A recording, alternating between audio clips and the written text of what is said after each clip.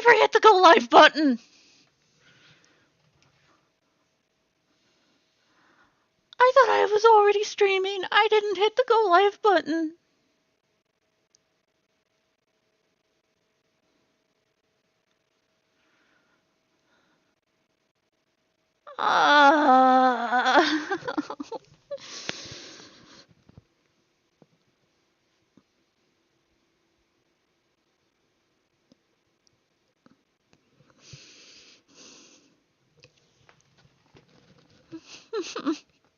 Well, that explains quite a bit. I didn't hit the fucking go live button. It was it said stop streaming. I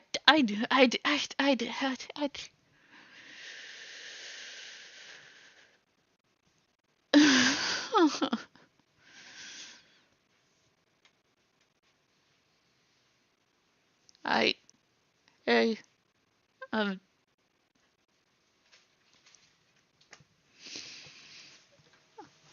uh, this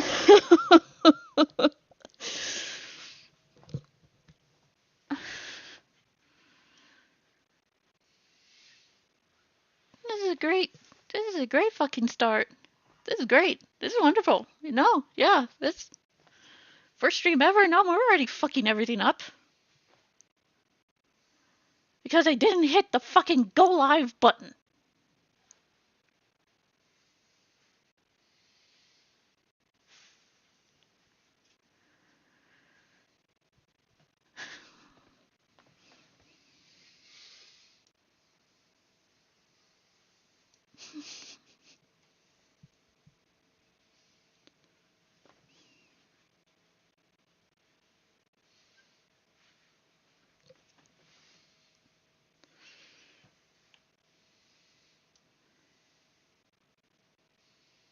So let's try this again.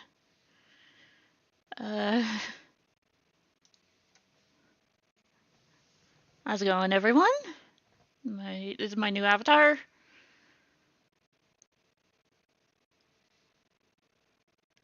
I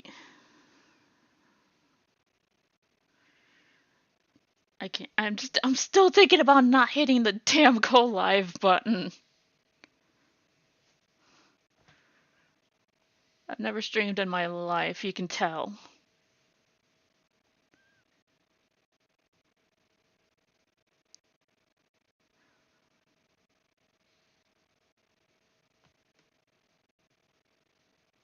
First stream ever. This is a fucking disaster.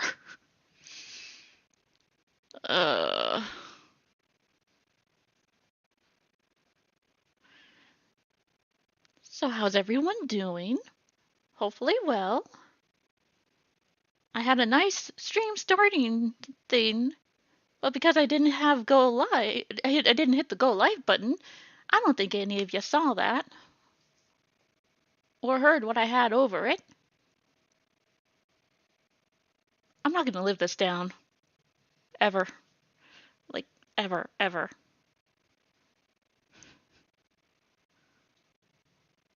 How do streamers do this every single day?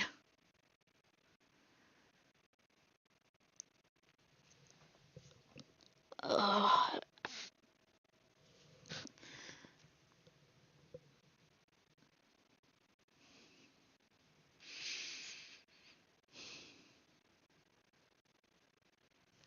How do they do this? I'm a lot better at commentating, recording videos.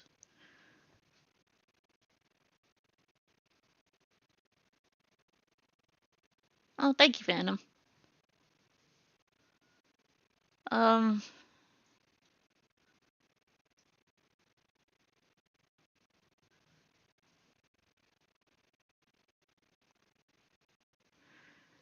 I I'm so sorry. I'm like physically shaking as well.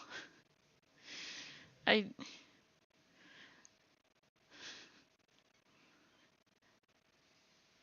Can you all tell?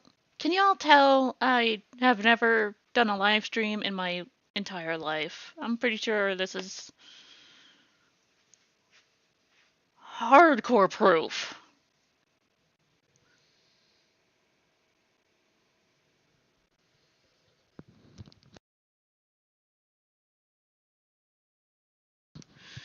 Uh,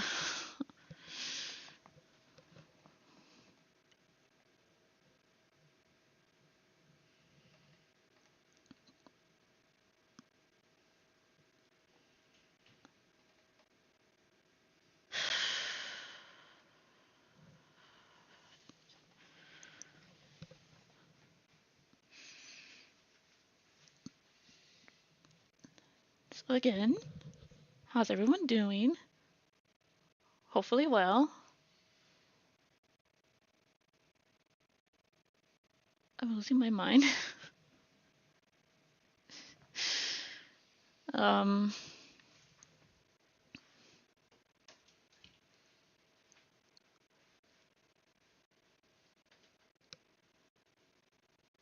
seriously, how do streamers do this every day? I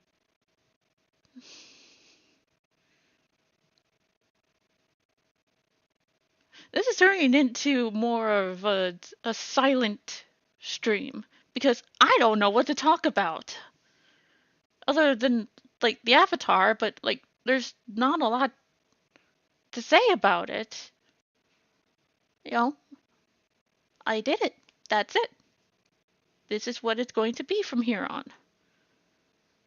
Well, unless I decide to redesign it again, but I doubt that will be anytime soon. Like, really anytime soon.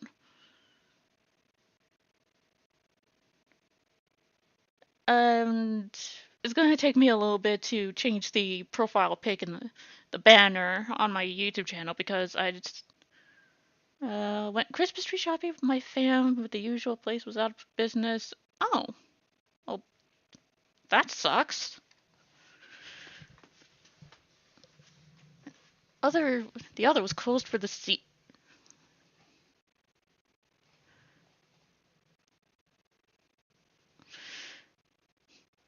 Why would you be closed for the season if you sell trees? That just doesn't sound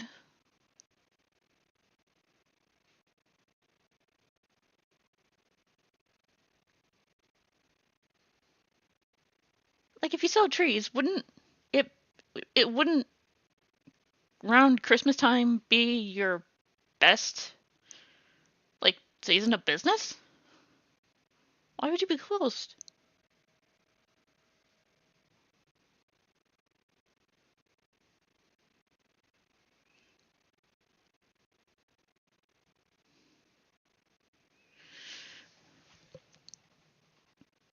Yeah, that just doesn't make much sense to me. I'm not gonna lie. Um, we haven't had an actual Christmas tree in years. We've got a couple of fake ones. Uh, Actual trees have become a tad too expensive,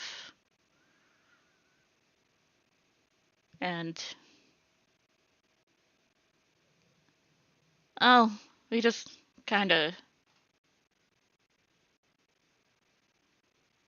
Oh, but man, when we used to have Christmas trees, we would find some really, really good ones.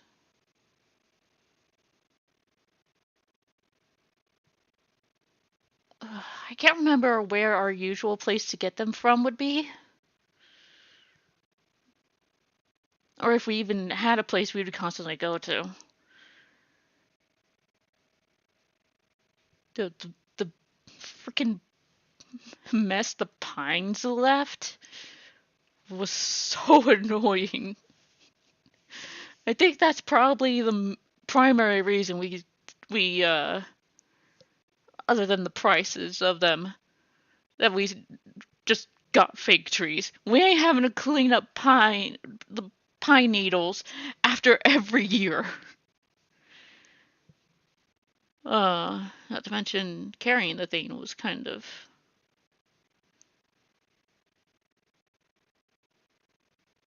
annoying for everyone.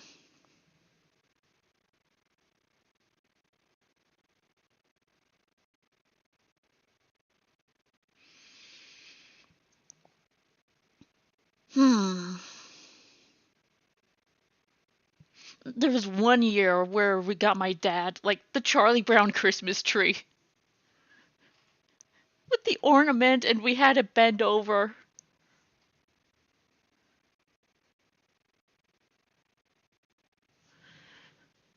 Ugh.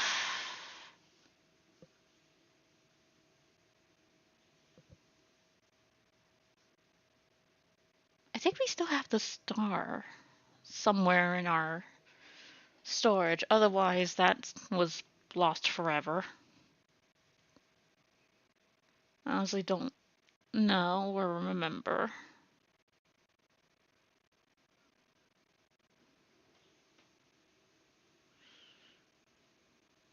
I I'd be surprised if we got rid of it.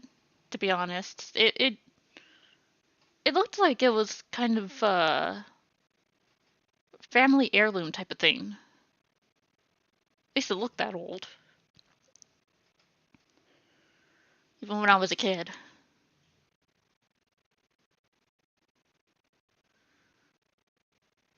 Huh.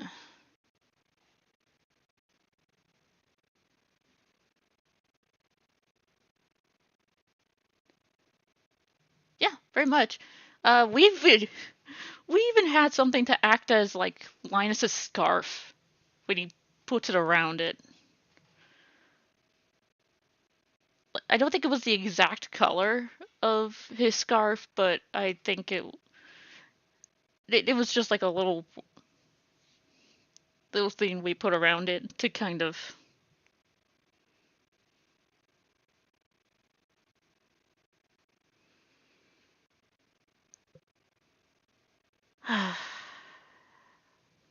Do they still broadcast Charlie Brown Christmas? Like, I don't know why they'd stop. There was really nothing wrong with it, as far as I'm concerned, anyways. It was one of my favorite Christmas specials. Next to Rudolph and Frosty, Santa Claus coming to town, Year Without Santa Claus.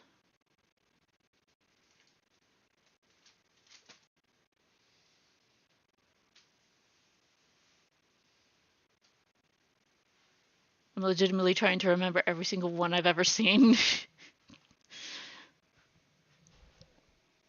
Little Drummer Boy. I think they do broadcast the specials, they just keep getting earlier every year. Side note, got any chill background music? How's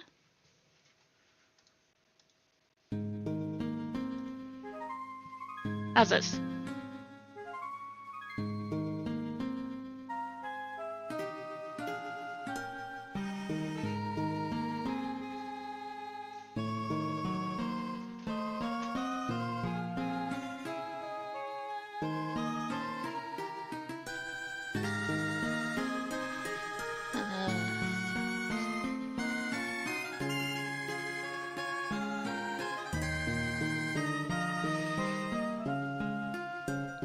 Now I just have to hope you can hear me over the music. Just let me know if I need to turn it down.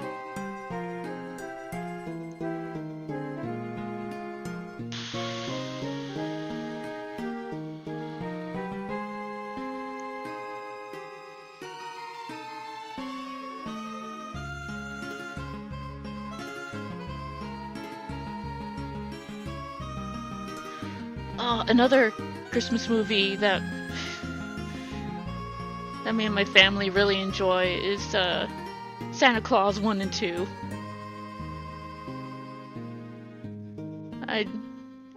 Okay, sounds good. I personally really enjoy 2 the most out of the 2 of them. Not that I dislike the first Santa Claus, but I really like the second one.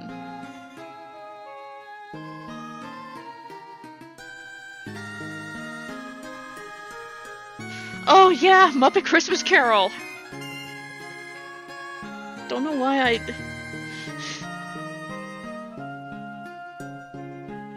I don't know why I forgot about that one.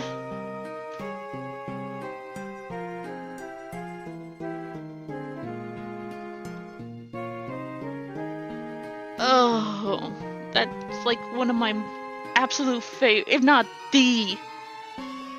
And Grinch, well, yeah, we both Grinch. The original animated short and the Jim Carrey live-action one. As much as people love to hate on that movie, I enjoyed it. I think it's fun.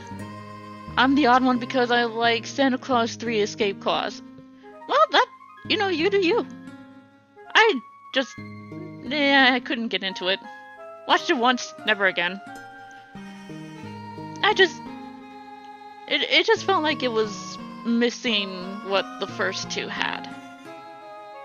Like a sort of charm that the first two, the second one especially, had. I know they made like a small TV show of it.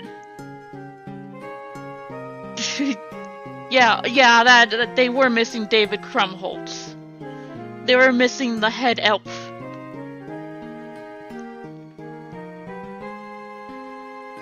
Oh yeah, and I'm not saying anything against that.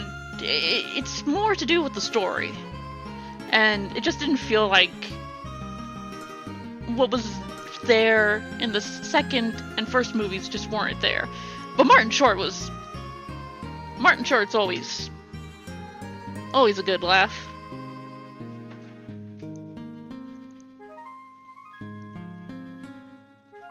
Oh man, I know they made like a TV series for it on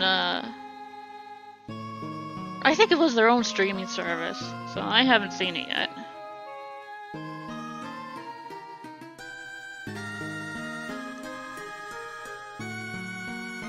I wish I could see it, just to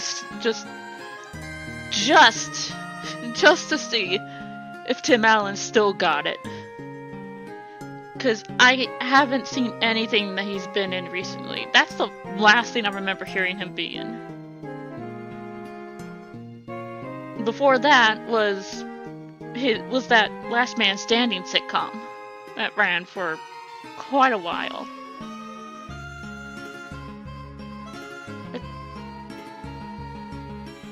I say quite a while, but I'm actually not sure how long it ran for. I saw an episode here and there of it. It was alright. It was alright.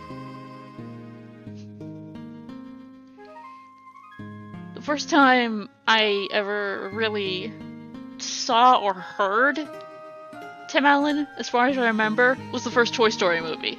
I don't think I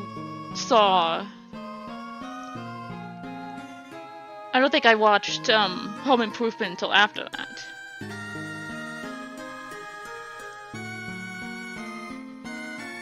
And I know that was real early in his career, I think.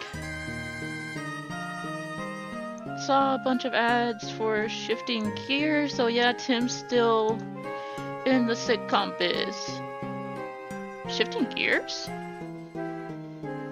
Yeah, Home Improvement was after, yeah. Okay, I am remembering that right. Shifting Gears.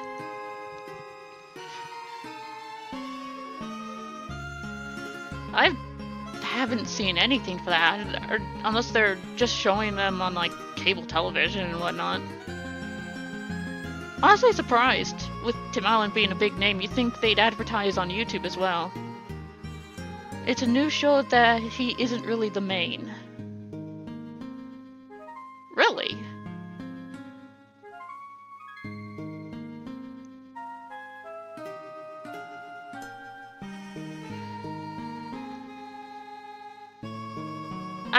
I've never really seen him as like a side character actor. I mean, you know, Buzz Lightyear, but he's one of the main protagonists in the first movie. And the second movie. I don't know about the third or the fourth. Have you played Shadow Hearts 2 yet? Not yet, J-Man. Not yet. But I will, at some point, because I really want to, number one, because I did enjoy the first game. Number two, I haven't made the avatar for it yet. Number three, I've already got 3 games going right now. 2 of them are technically 2 hours. I am not going to have 3 2 hours going at the same time. You feel me? There was a sequel? Yeah, there were 2 sequels, actually. Shadow Hearts 2 was a direct sequel. There's a 5th Toy Story announced, so oh my god. I'm sorry. Let it end. Disney. But yeah, there were 2 sequels to Shadow Hearts. The first one's a direct sequel, and the third one is kind of its own thing from what I hear. I cannot remember the name of the third one. But, from what I read, it's got the same, like, From the New World is the last one in the series, and that's more of a spin-off. Okay, yeah, so I was correct in assuming that I know they're making there was an announcement for, what was it called? Penny Dreadful, which is supposed to be like a spiritual successor to Shadow Hearts. I haven't heard a single thing of that since, and honestly kind of worried. When you don't hear about something for so long, you kind of get a little worried.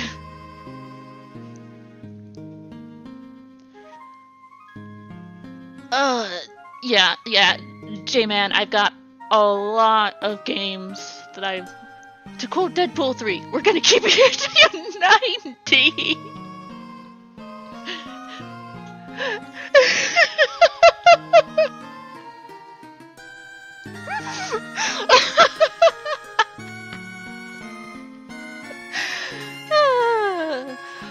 Set to release on the PlayStation 10. Pennyblood. The devs are not in the best situation, and they said they haven't found a publisher yet. Oh. Well, now I am really worried. All I can really do is hope for the best for them, unfortunately. I can't really do anything more than that, unfortunately.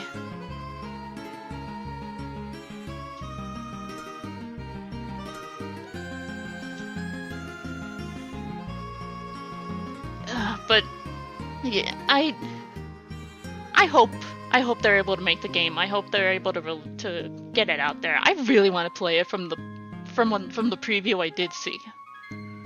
It looked really good, and I saw that preview after playing Shadow Hearts 1. So yeah, I am excited for that game if it comes out.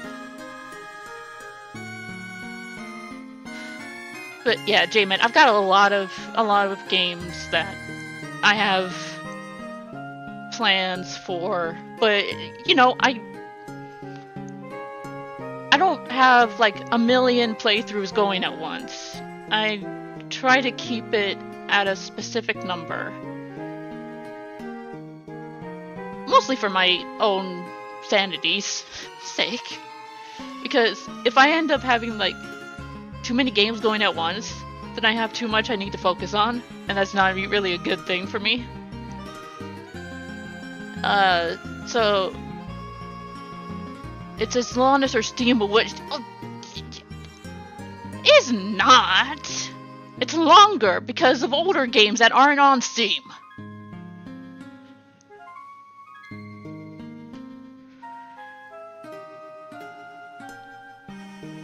You always got to keep... You gotta keep in mind, either our PlayStation 1 games, GameCube games, Wii games, Switch games. There are a lot more than my frickin' wish list. But yeah, I try to keep it at 3 games going at once, and I honestly don't know if it's a good idea for me to do 3 2 hours at once, or going at the same time. Like, I three of them being RPGs as well.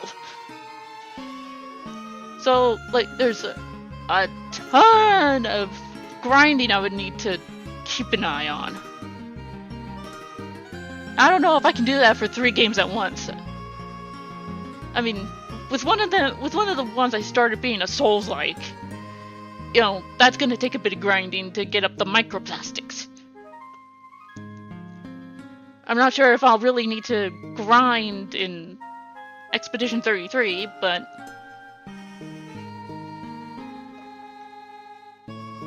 yeah, I know for sure I would need to grind in Shadow Hearts 2. No doubts in my mind. So having 3 games I would need to grind up for would... I don't know, it just wouldn't really be a good idea?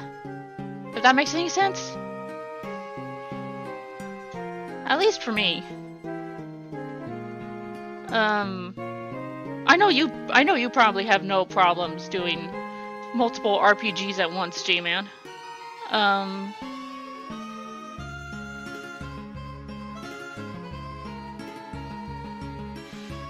Oh, jeez.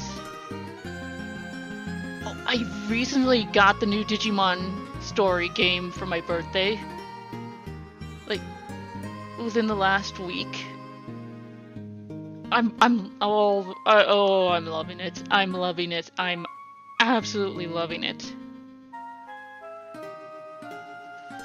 It's everything I hoped it would be. Yeah.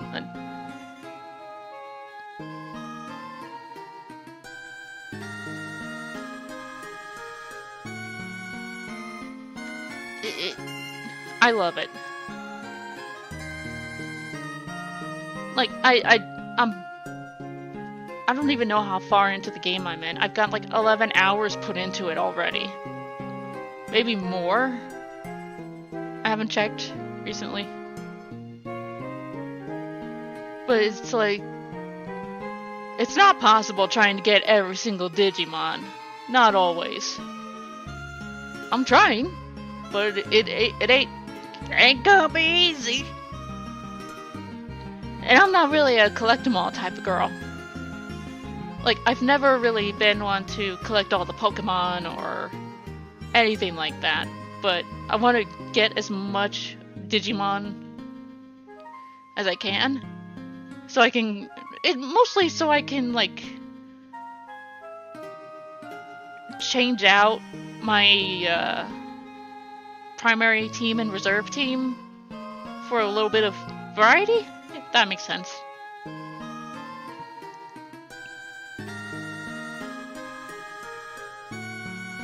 I will also be doing a playthrough of that game at some point, but for now, yeah, I'm just kind of playing it on my own.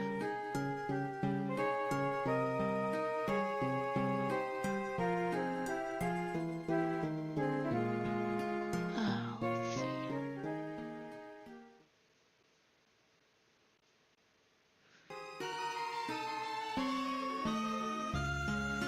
What else was there?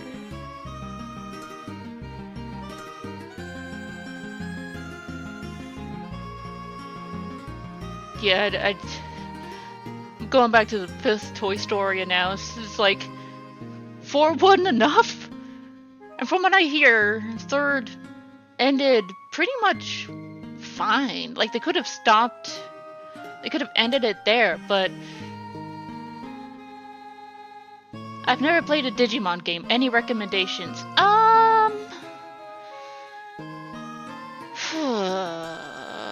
Let's see. Out of all of the Digimon games I've played so far, I would recommend... honestly, I would recommend Digimon Story Cyber Sleuth as, like, your first time playing a Digimon game. Just... it's a great start. It's a great starting point.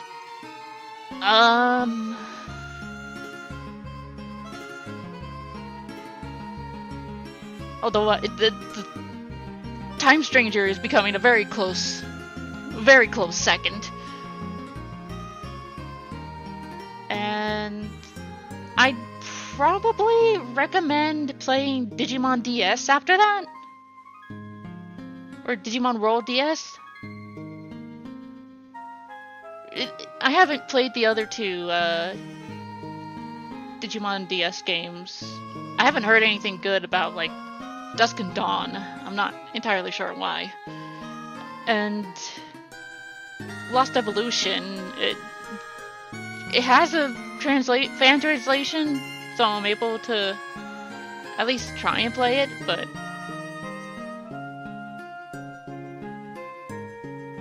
other than that, I can't really recommend Digimon World 2. There's far too much grinding on that one. Because,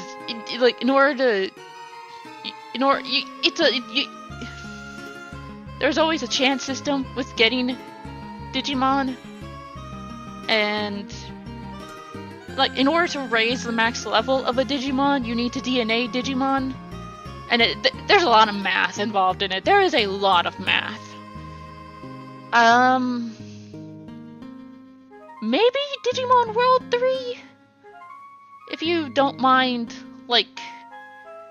That game's kind of grindy too, because not only do you need to raise the Digimon level, you need to raise the Digivolution level of each form. You need to get certain forms to certain levels in order to get certain evolutions. If you're just going straight through, you don't really need to worry about doing others, but yeah, that game can get pretty grindy. I did find a good way to grind up Digivolution points though in that game, so I ever try and play that again. It's like the actual level grinding, because, you know, I got into a certain point and I got my ass kicked by a boss. Surprise, surprise. I think I was under level. It was a Datamon of all Digimon.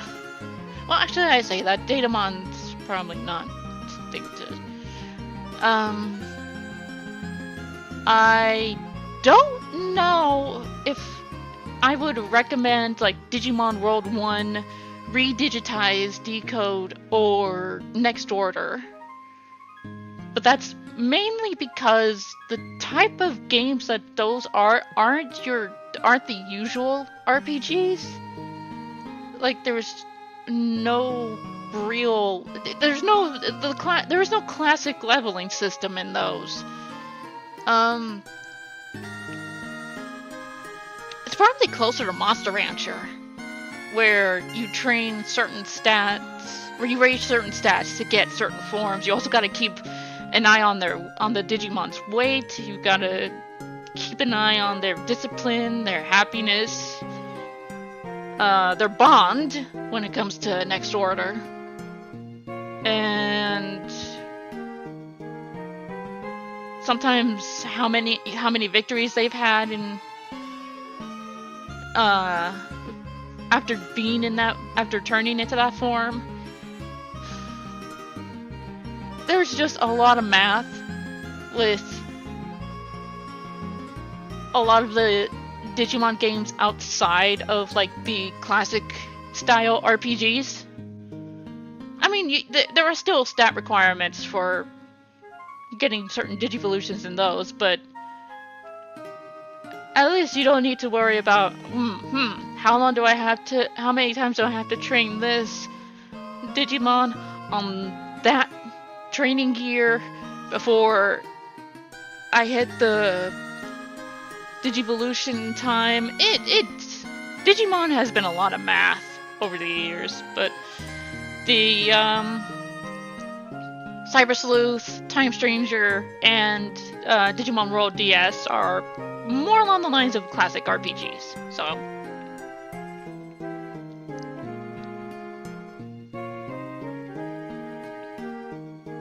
if that's more your style, I'd recommend those as starting points. Again, Cyber Sleuth as the Cyber Sleuth Complete Edition, because you also get Hacker's Memory if you get the Complete Edition. I would recommend that as like a good starting point if you don't have Time Stranger. Because otherwise, Time Stranger is really, really looking like a good starting point for anyone who wants to get into Digimon. Or even dip their toes into Digimon. Don't... I guess don't do it what Jaden Animations did. I guess.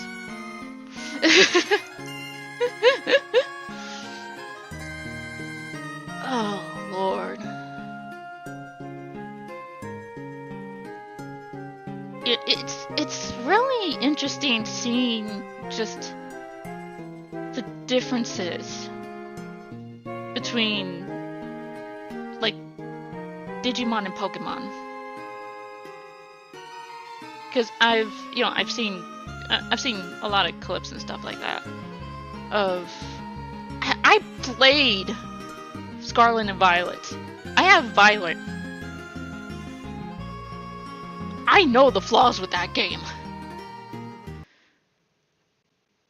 And the cutscenes, well, certain cutscenes that, aren't integral to the story, I suppose.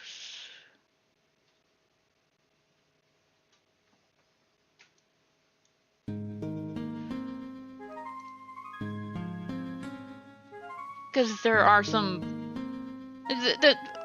there are cutscenes in there where it's a little more animated.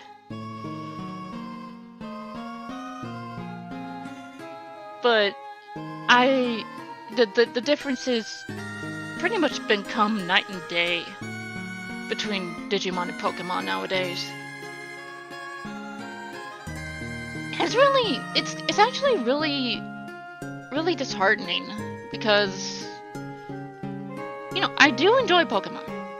I really do. Pokemon was one of the series I grew up with. I just ended up loving Digimon more, if I'm gonna be honest. So just seeing how downhill it's gone over the years.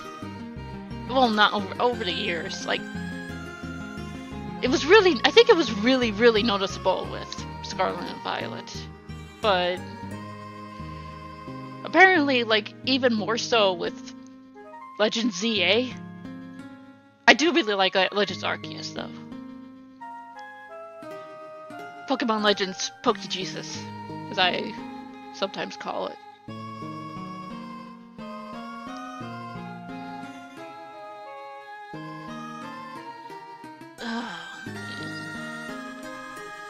It's really sad. It's really sad. I mean, hell, my favorite Pokemon is Eevee.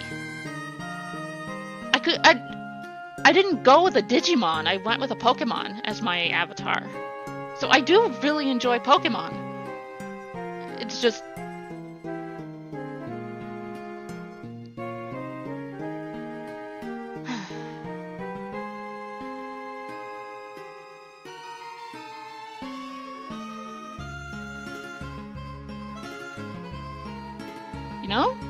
I kind of wonder if Monster Hunter could make a good comeback.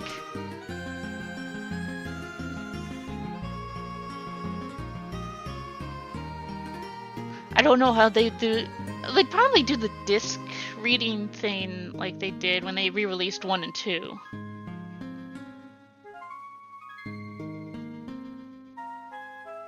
But it kind of takes away from the whole gimmick of... If you did pick a Digimon, who would it be? Gabumon.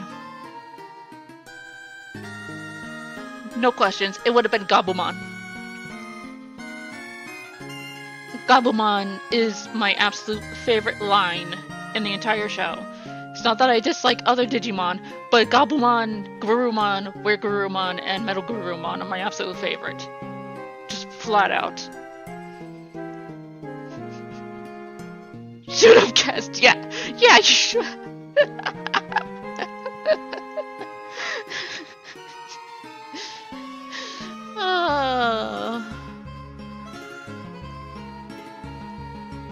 I... Ugh. I mean, if I had to choose something other than Gabumon, I guess... Probably Renamon. Renamon's like my second favorite Digimon. Or Guilmon. Maybe Terriermon. Or Patamon. Maybe Angelomon. But drawing the wings would have been kind of annoying. I'm not that good at drawing.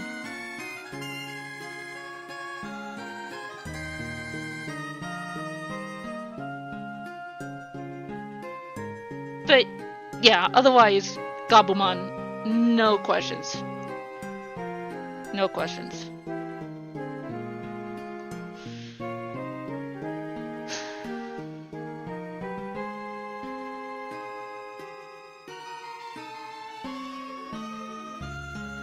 Oh, I was gonna say something and I forgot. God damn it. I hate it when that happens. Yo! Corey! What's up, dude? How you doing?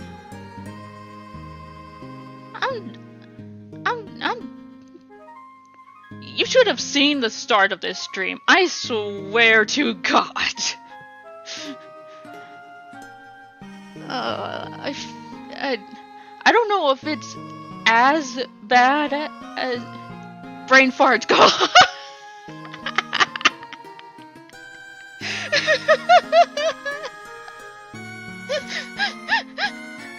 Oh, this is worse than a brain fart. I didn't hit the... Hit it in there. That's good. I feel like I had more than a brain fart. I didn't hit the go live button. That's how bad it was. I feel like that's more than a brain fart. I thought I was already streaming. And then I noticed go live. It's like, oh, that's probably nothing. And I had a starting stream screen as well. So that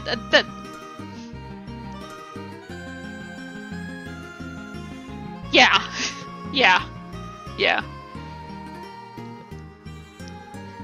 Oh my God. Can you tell this is my first time doing a live stream? I feel like this first live stream is like more well, not embarrassing, but Hololive should be using my first live stream as a how not to debut. I'm telling you that much. Korone, I feel like Korone should get some slack for hers. Have some slack cut for hers. Like,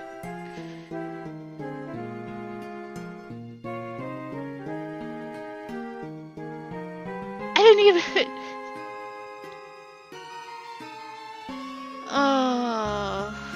Not hitting the go live button. At least Korone knew where that was.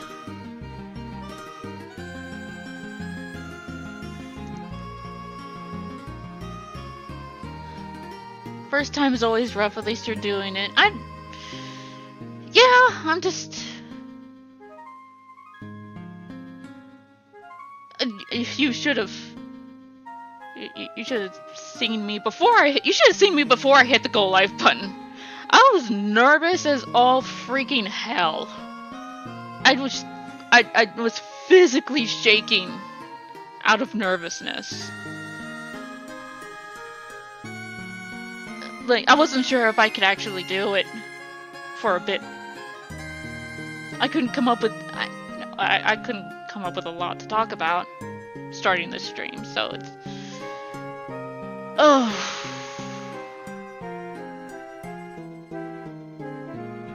I believe it. Oh damn, yeah.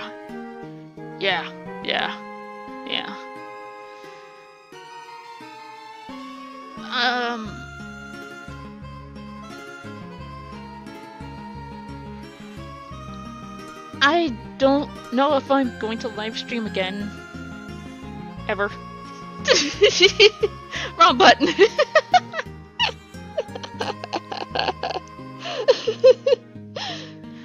Oh my god.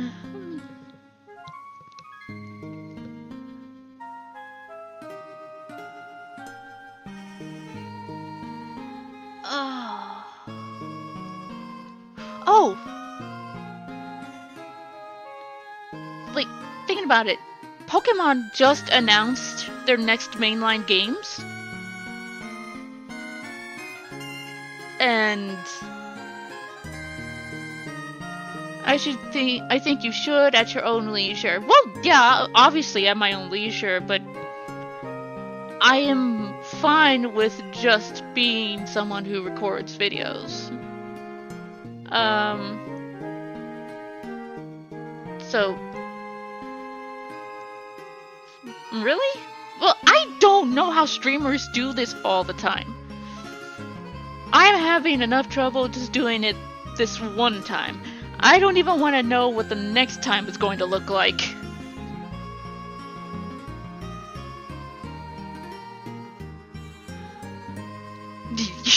Thank you.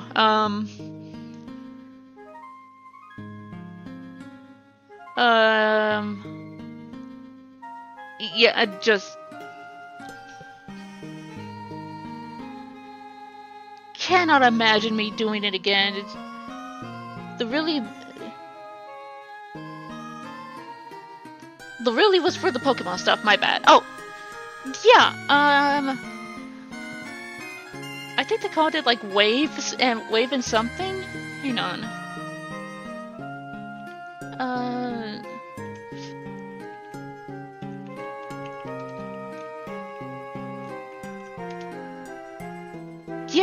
Yeah. The next gen title, Winds and Waves. They've even, I'm not sure if they're real. It says leaks or something like that, but it looks like it's from the official Pokemon website. But yeah, Winds and Waves, Gen 10. Gen 10 is real. And unfortunately, I am not expecting them to put any more money into it than they have with Scarlet and Violet and Legend ZA. I saw the budgets. I saw the budgets. It's really unfortunate because Pokemon is a genuinely enjoyable series, but just everything that's been going on with Nintendo lately has not been good. Just has not been good.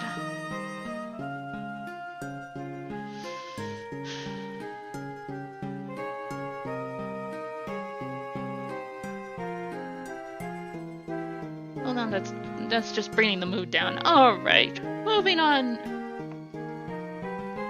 Wrong button again. Moving on to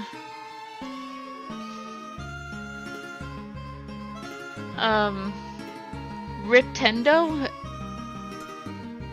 It wouldn't surprise me at this point, but unfortunately,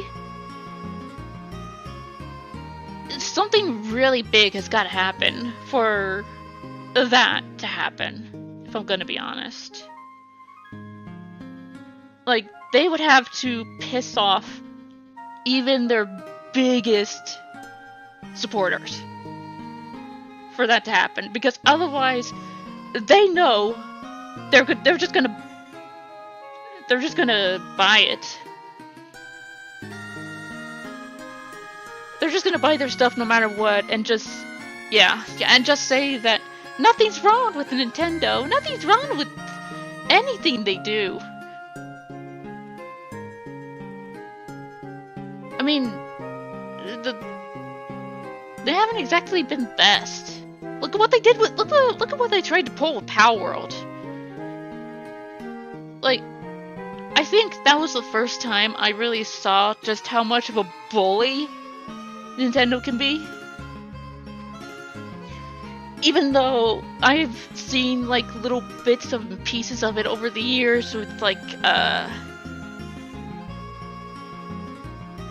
I think there was a fan game for a fan remake of like Metroid 2. And this was before I think that was before Samus Returns was announced. And then there was like the shitstorm of Pokemon Uranium. But I feel like what they tried to do with Power World just absolutely shattered everything. It for me.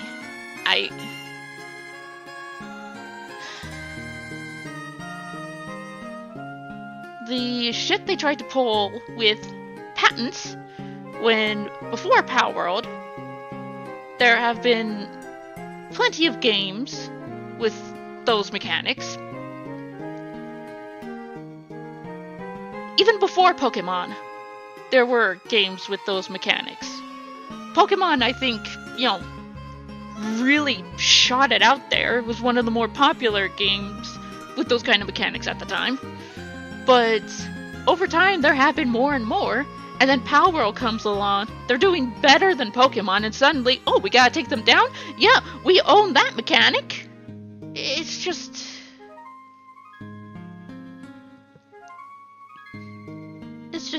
It sucks.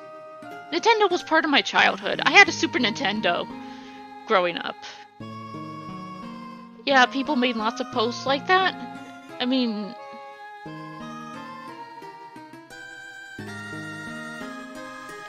it's honestly fair to, like, I had a Super Nintendo growing up. We played Donkey Kong Country. Nintendo was just mad they were being asked, and Nintendo was mad that people are seeing who they really are. Same, NES and SNES were my consoles back in the day, yeah. We still have a Wii. I got a Switch before a lot of the shitstorm started.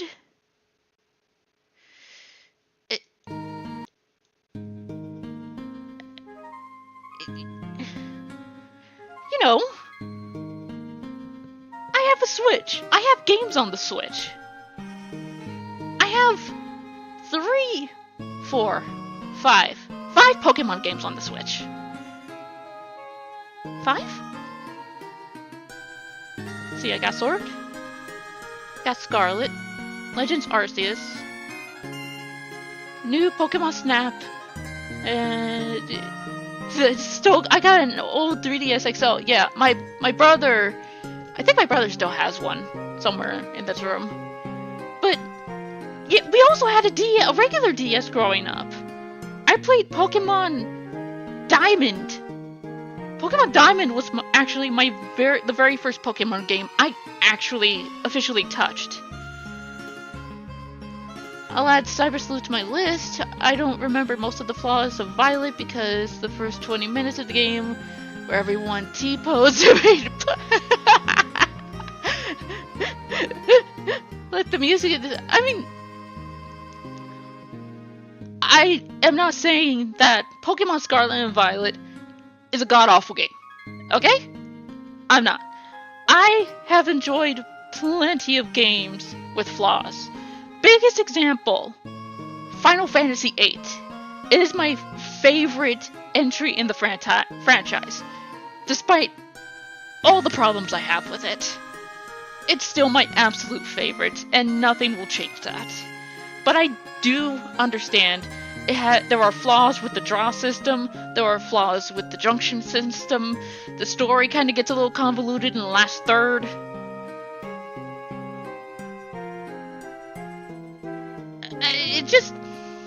There's flaws, but I love it. I absolutely love Final Fantasy VIII.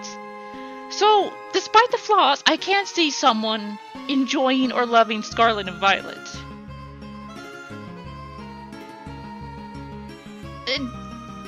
Like, there are enjoyable things to Scarlet and Violet. I played Scarlet and Violet, to play it and to see if my modified Nuzlocke would work for it. I'm still trying to figure it out because the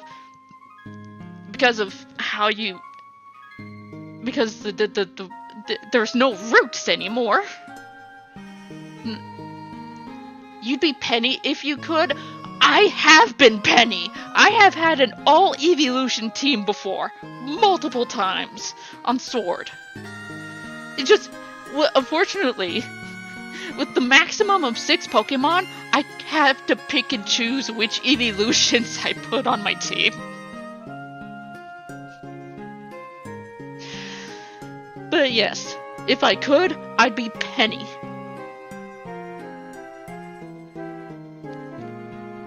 I mean, technically I am Penny. I have an Eevee evolution backpack. It's just not the kind of Eevee backpack that she has.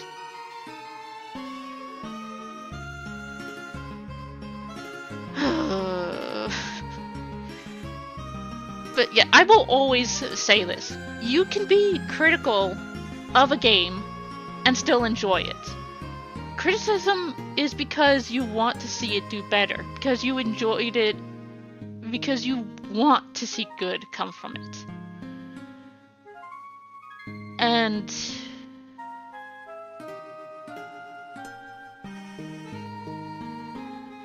yeah, I could probably make a few criticisms about Scarlet and Violet. How it ran sometimes wasn't really good.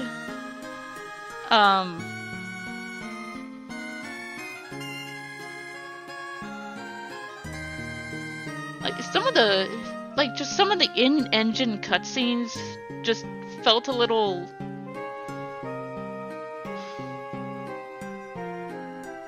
I'm trying to think of the right word.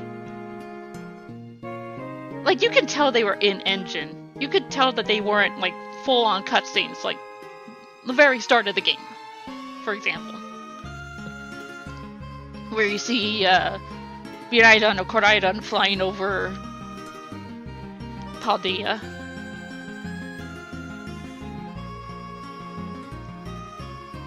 I don't know about the... I guess the, terrestrialization mechanic is not a bad thing. Especially when I fought Iono. Because she has, her final Pokemon is a Misdreavus. No, Mismagius. Excuse me. And she turns it into an electric type. But the damn thing has Levitate, so ground moves don't even affect it.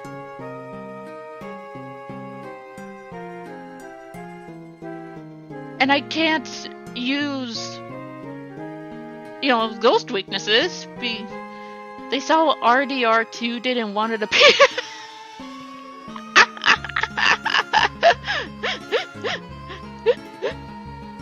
Open world and ride a horse. Or in this case, ride a Pokemon. Like, there's nothing wrong with the Pokemon ride system. That was one of my favorite things about Scarlet and Violet was riding Miraidon. Hell, it's one of my favorite parts of Legends Arceus.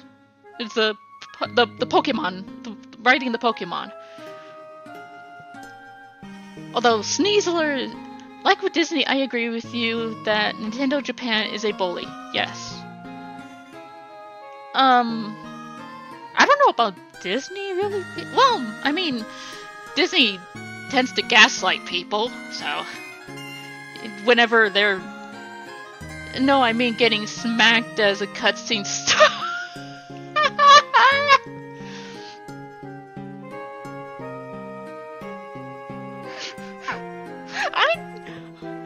I never had that happen in Scarlet in Violet.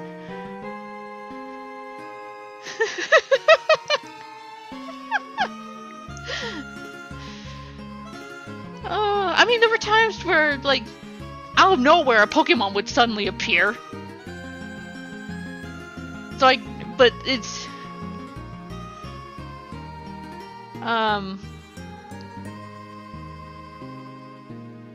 I guess that's not entirely what you mean. I've never really seen a lot of Red Dead Redemption 2, so I'm not entirely not really into a lot of Rockstar games, so. I mean, there have been some funny things that I have seen from RDR2. It's just legitimately hilarious. Some of the shit that people get to have happen.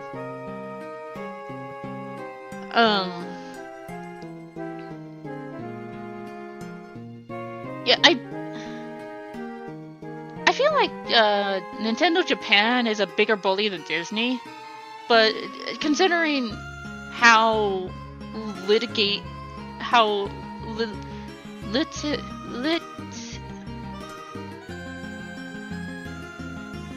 how they are with this. There are videos where a cutscene starts and a deer goes to smack Arthur and run off. I don't know, that never happened to me in Scarlet or Violet. I keep trying to say Scarlet and Violet, but I only have Violet. I've never had that happen, and it never happened in Legends Arceus either. No, the cutscenes were a little more in Scarlet and Violet were a little less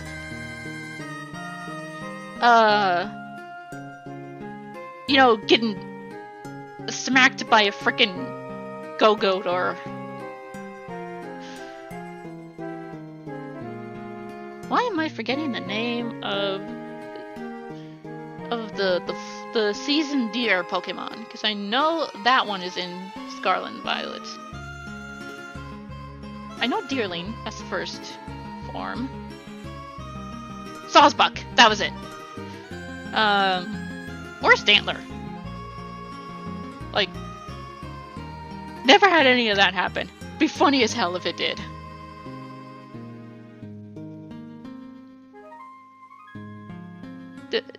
I can honestly imagine that.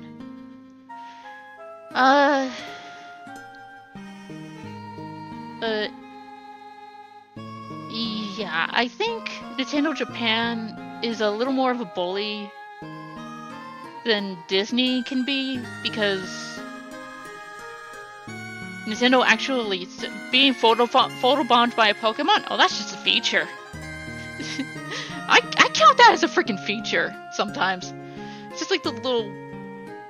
During a cutscene, Pokemon just decides to join the... just this, yeah.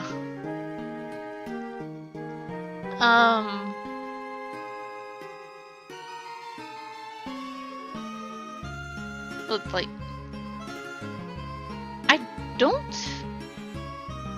I don't know if Disney has been as bad as Nintendo is when it comes to being a bully.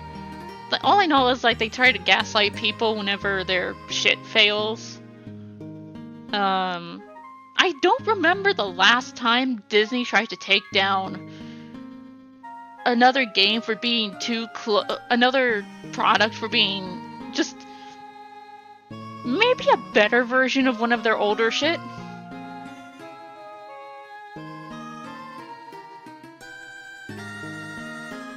I haven't seen anything like that from them. All I know is they like, did you hear about the case with the food allergy at a Disney park because they own Disney Plus? The park isn't liable for the... Oh, that's stupidity? I mean... They have Disney Plus, that doesn't mean a goddamn thing. That's a streaming service. That's a streaming service. It has nothing to do with the park. The park is technically separate from the streaming service. Like, yeah, that was so stupid. That was so stupid.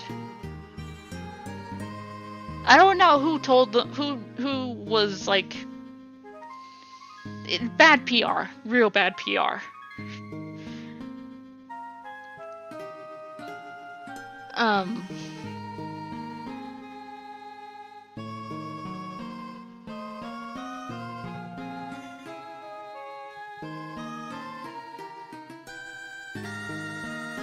Yeah, that was so stupid. I'm not saying Disney hasn't done dumb shit. That is pretty dumb shit. But I feel like, again, that's more along the lines of, like, gaslighting people. Because it's like, oh, you just... Well, maybe that's not really gaslighting, but, I feel like it isn't as bad as suing another developer for shit that a lot of other people have been doing for a very long time, and that you did not create. Okay? You ain't Warner Brothers. You didn't start the Nemesis system, okay?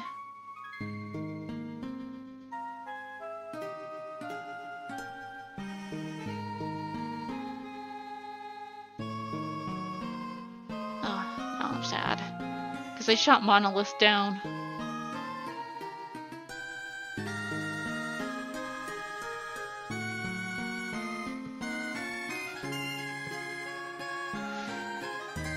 Moving on to a better topic.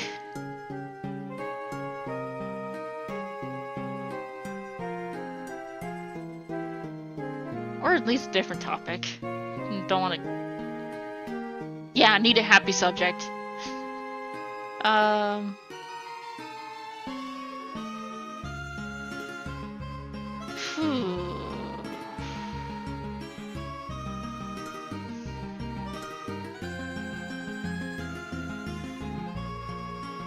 I'm legitimately trying to think of something.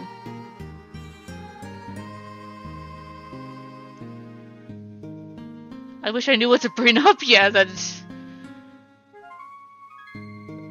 Honestly, just... Sometimes your mind just goes blank and you don't know what to talk about. My focus has been on Wizardry. Yes, I've... You played it more than I have. You know what's worse? I still haven't gotten past where I've been stuck.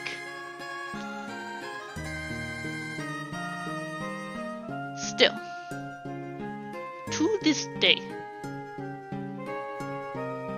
I mean, I haven't really been playing it lately, so that's another reason. That's me 90% of the day? Yeah.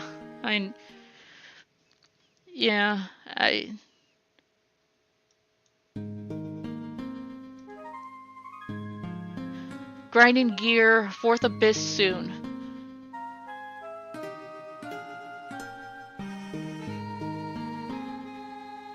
Oh, sometimes the grind is a little much. Although, like, Wizardry is known to be a very, very, very hard series. Like, I've tried to play Wizardry 8 back in the day. I could never get past the first dungeon. My brother got out of the first dungeon, and I don't remember him playing further, because I think he got slaughtered on the next fight. But that was like a long time ago. Neither of us have touched it since.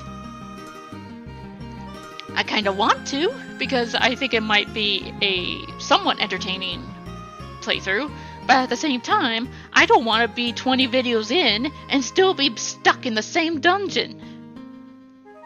You never got past the tree? Well, what was the tree? It has been so long, I don't even know what the tree was. I just remember you being able to, like, get out of the first dungeon. Like, you found wilderness on the other side.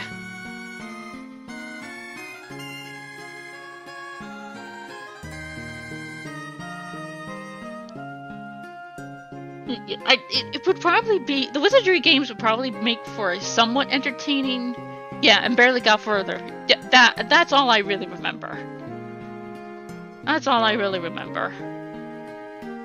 I don't No, to this day, I still do not understand, like, the casting system. I just don't.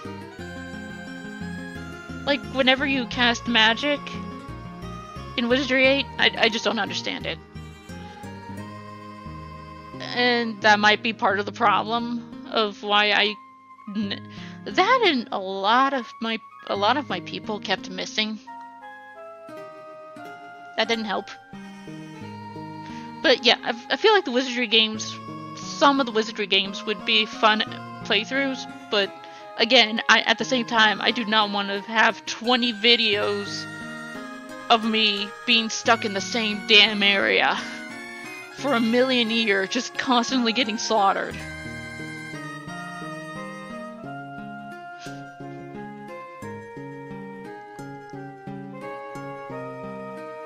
I can't relate much to the other Wizardry games. I missed out on a lot, lol. Well, there was plenty of stuff I missed out on that I kinda using my YouTube channel to get to experience. Like, I mean, I started Chibi Robo. That was something I missed out on. We didn't have a GameCube growing up. I believe in you! You have far too much hope in me. Oh my god.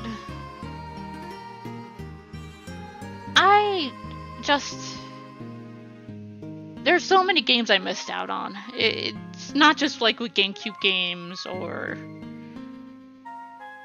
hell, Dreamcast games. We didn't have a Sega Dreamcast. We had a Sega Genesis and a Sega Saturn.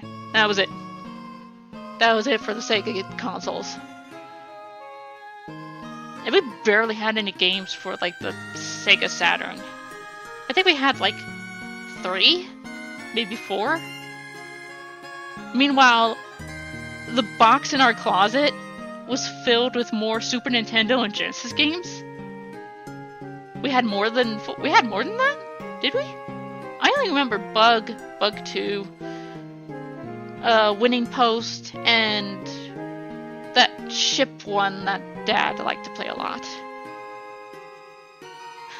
No, never mind. We also had a PTO game, so 5 technically.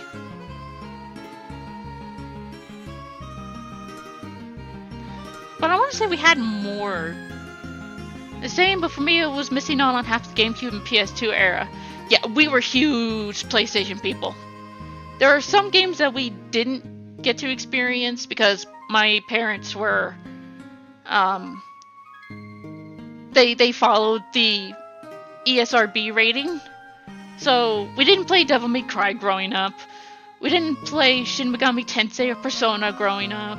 There were a few games we didn't play growing up because they were rated M, and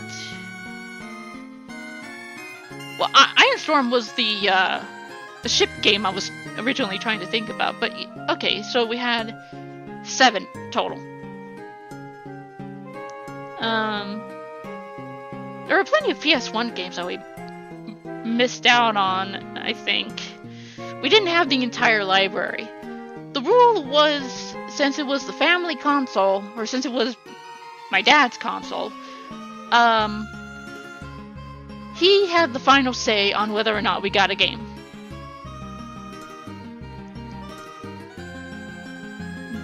Because obviously he paid for it, so it was his. And he'd be paying for the game. We were kids, we didn't have money. Our allowance came from our parents.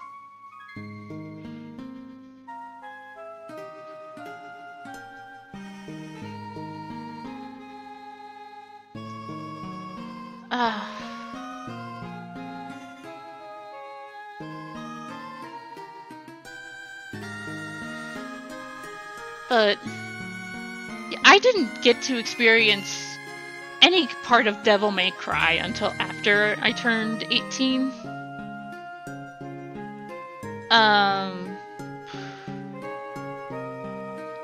We did have Resident Evil Outbreak Chronicles, but my dad maybe played it once and then never touched it again.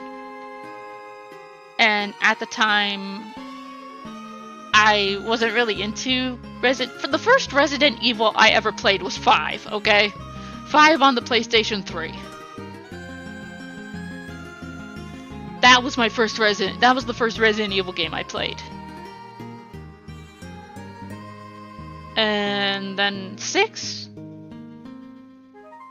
I played...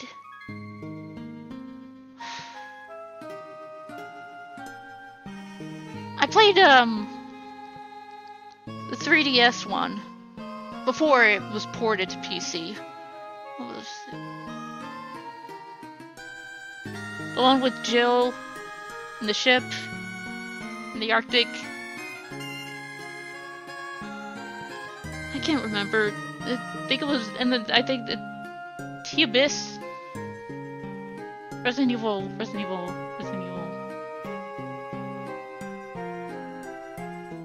Chris Boulder Puncher Redfield. Yeah, that was my first official introduction to Resident Evil.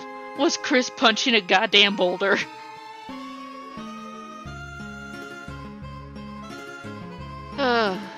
Resident Evil Revelations. That was it. Yes, thank you. I played that on the 3DS when it was originally still on the 3DS, before it was ported to PC. So I played it in its original form, and I don't know. I feel like the PC version might be better. I haven't really. I never played RE4 on Wii. I saw you play RE4 on Wii, but to this day I have yet to touch the original Resident Evil 4. Okay, no, tell a lie. Well, not really tell a lie. Misremember. I did try to do a playthrough of it, but something happened with the third video, and I just couldn't continue because I was still doing the one save slot thing, which after what happened with Case 5 with Ace on Phoenix Wright, Ace Attorney, I try not to. The only games that I can't really do that with are games that force one save slots, or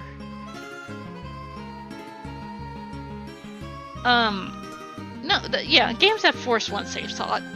Can't really do that with those.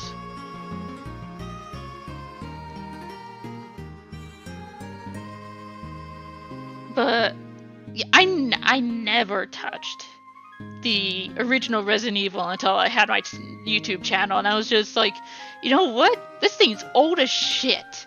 It's not going to scare me at all. Boy, was I fucking wrong. The dog hallway just got me. And I don't even want to think about the damn spiders. Like, I know some people would probably make fun of me for being terrified of the Resident Evil 1 spiders. And yes, I will admit, the Resident Evil remake, only one save slot and frequent auto saving is a pain indeed, yeah. It sucks even more when you have a power outage and you're in the middle of recording. But, like, the spiders in Resident Evil remake are far more terrifying. But, like, I hated it. I absolutely hated it. Not the game, the spiders.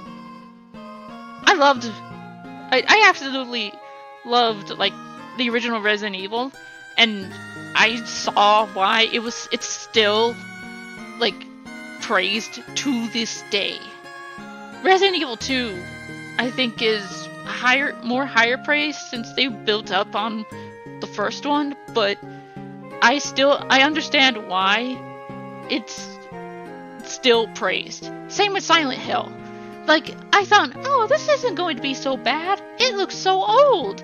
I didn't learn from Resident Evil, because that game scared the shit out of me too. And that was a really good game too.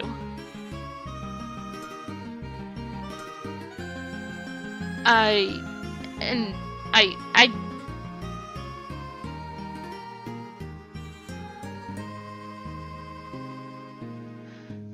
no, your arachnophobia has affected me. Like I get noticeably tense when I see. Well, I mean, you seem to have an issue with bugs, period, and not. But I didn't think arachnophobia was contagious.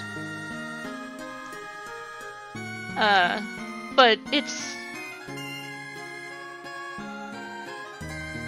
Yeah, I know there are plenty of people who would freaking make fun of me for it. My sister, God rest her soul. I know she's still alive, but when it comes to this, my sister has a pet spider. She had 3 at one point. Going to visit her was hell.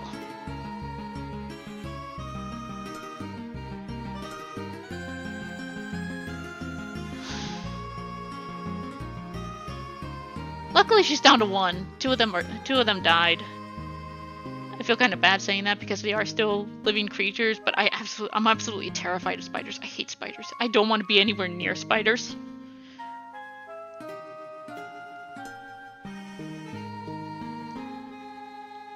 But you know, she's got other animals that I put 99% of my focus on, like 2 dogs. A leopard gecko, 2 snakes, maybe becoming 1 snake because who knows what happened to the other one because it got out.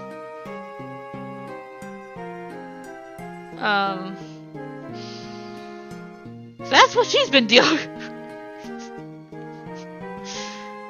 But you're fine with snakes? Oh, snakes are so adorable! They're so cute! They got the little blip. They got the little tongue. And their faces are so cute. Yeah, you and my mom. My mom isn't good with snakes either. I'm not saying I want to be anywhere near a fucking rattlesnake or a king cobra. I'm not crazy. I know those are plenty dangerous snakes.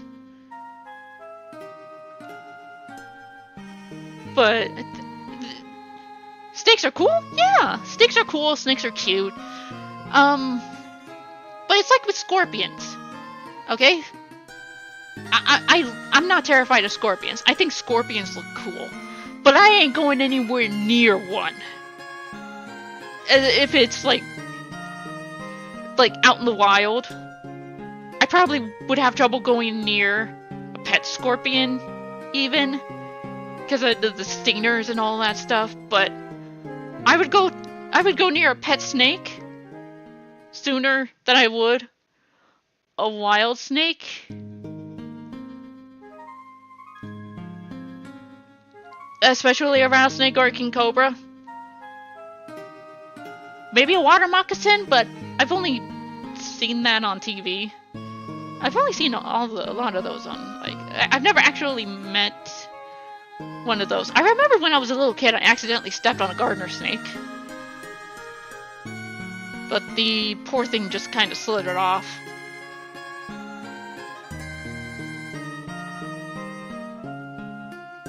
I was like a really little kid then. I can't remember how old, but I was really young when that happened.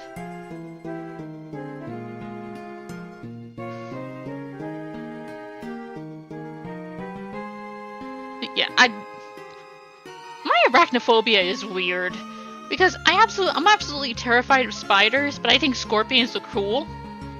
But I'm not gonna go anywhere near a scorpion because I don't have a death wish. I do not have a death wish. No, thank you.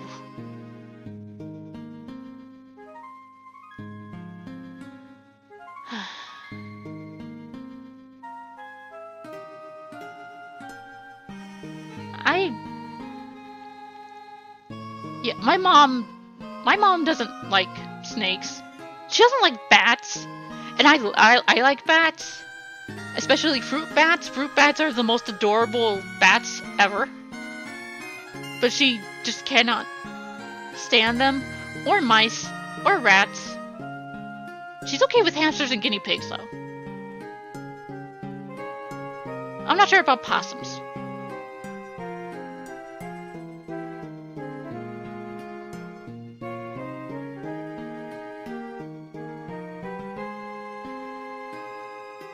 I mean, she probably wouldn't want to go anywhere near one, but I don't think she hates possums.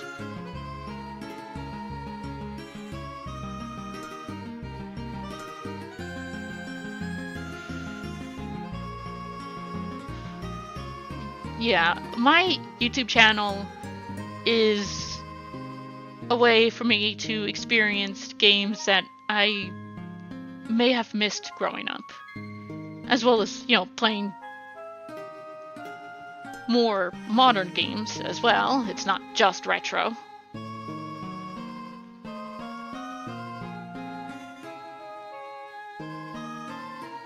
And you know, Resident Evil and Silent Hill taught me, don't judge an old game by its graphics. Because again, those two games scared the shit out of me.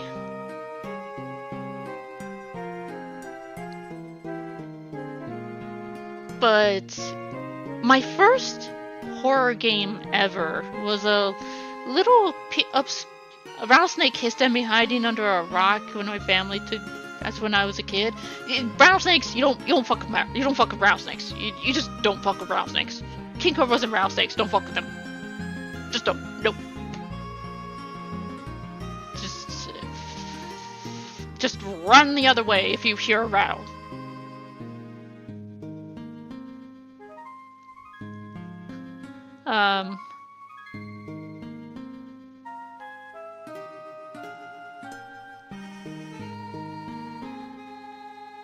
Either way, you just don't mess with a rattlesnake.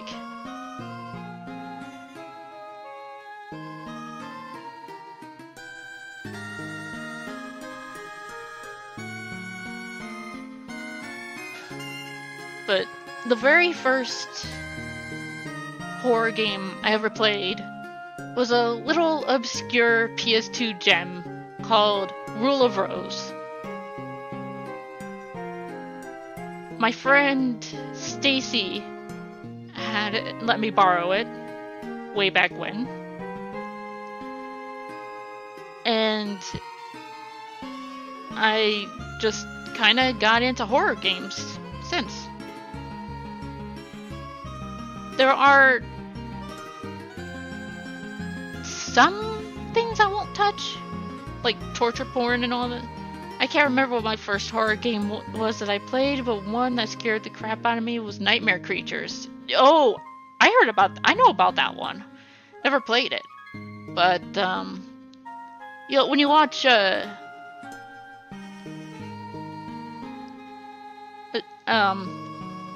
was introduced to it through Cat Icarus. So, I know of Nightmare Creatures. That's another game I have on my list.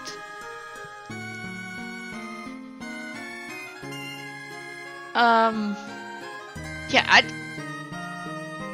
I really enjoyed Rule of Rose. It's a little janky in the combat department. They could have probably just made it, maybe they could have, taken out combat, but it's fine for what it is. And, you know, after that, I played the first 3 Fatal Frame games.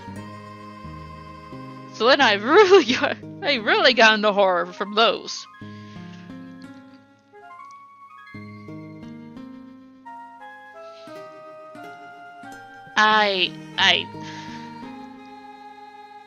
It just kind of snowballed from there. My first horror game I played was Silent Hill. Unless Luigi's Mansion one counts as horror. I mean, technically, technically, if you want to go that route, technically, a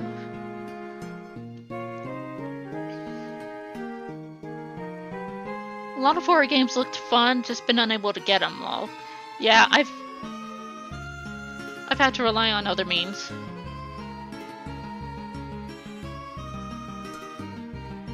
I mean, I do have like some of the older horror games that were re-released on Steam. Just sometimes they don't work. That being said, I have not tried to run Alone in the Dark New Nightmare recently, so I don't know if that was fixed. And I don't know if they fixed controller compatibility with that. Because playing that on the keyboard and mouse sounds like it'd be awkward. I didn't want to chase down the ghost, just vacuum a bitch! Just light the whole goddamn thing on fire with holy water. Job done.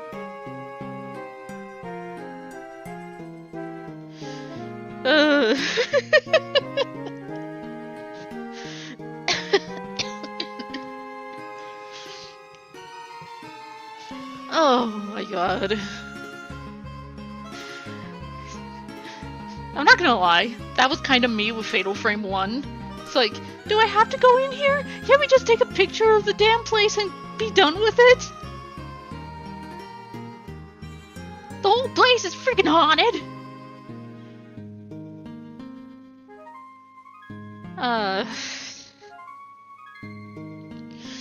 God. Yeah, there are a lot of games that I missed out on growing up that I'm kind of using my channel to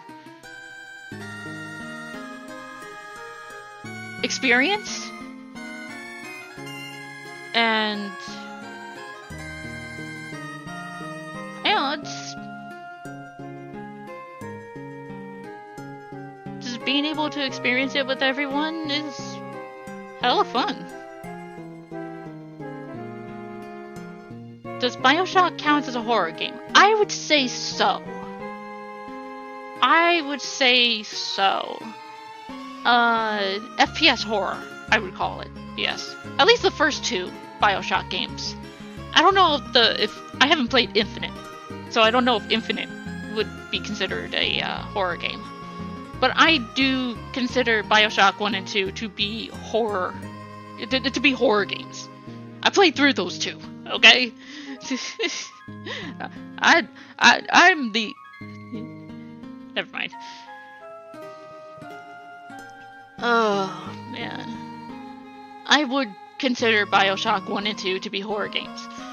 Cannot say for Infinite. But the atmosphere, the tenseness... Oh, it's just wonderful. It's beautiful.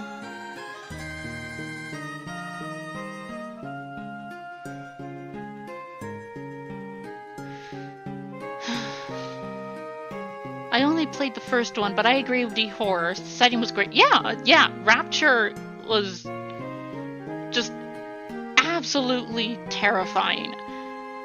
Like, I did not want to continue through, especially with the Big Daddies.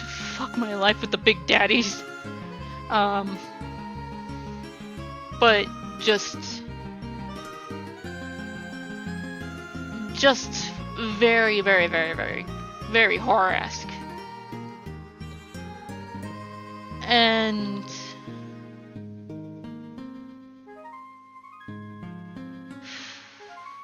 I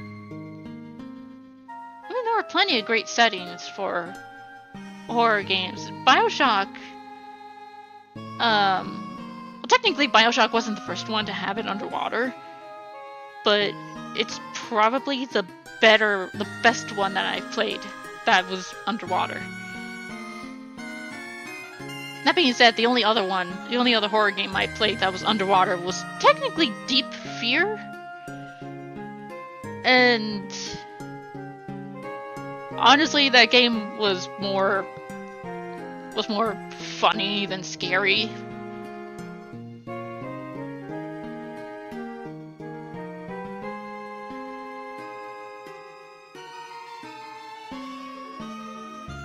Yeah.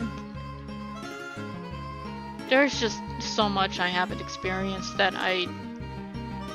I'm using my channel to.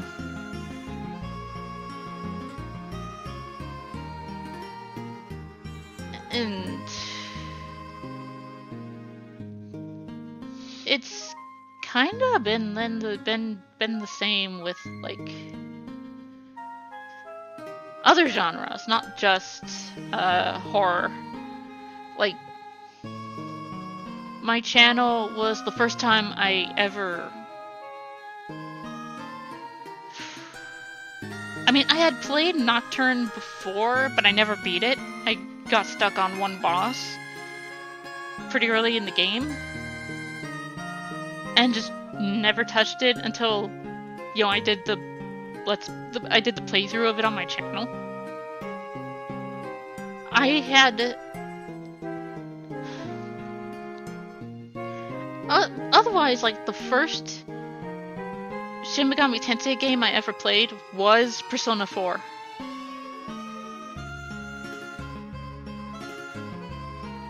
And that...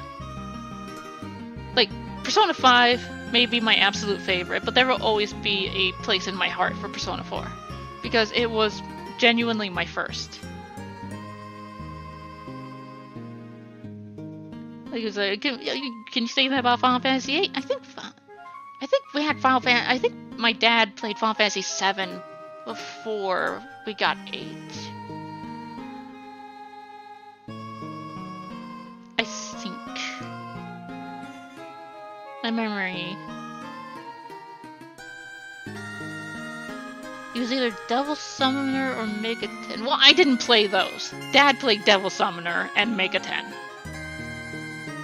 I'm talking about, like, the first ones I ever played.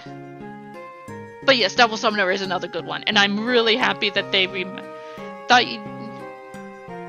I did play Devil Summoner after I was old enough to, and I beat that surprisingly. I'm impressed you finished Nocturne, because I knew it was infamously difficult. Buddy, so am I. There were multiple times where it's like, maybe I should. No, I'm doing this. I'm doing it. The Shin Megami, the SMT games are not easy games, just in general. Hell, I have tried to play SMT4, and every time I would get my ass beat in the tutorial boss. I could not get past the tutorial boss. To this day, I still cannot get past the tutorial boss. It's like, I'm sorry, do you expect me to run around and sit here for the next 5 hours to grind up enough levels?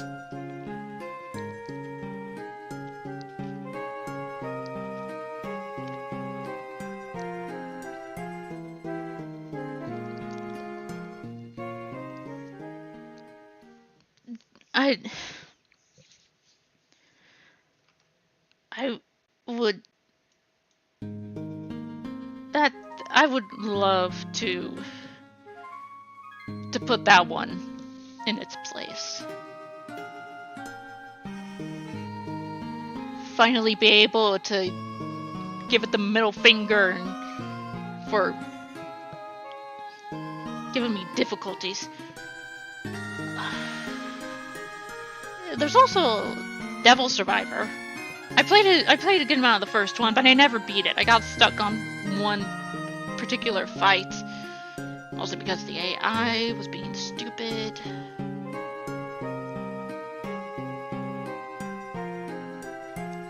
I'm going to blame the AI for my lack of leveling and fusing. But the AI was actually kind of stupid in that particular fight.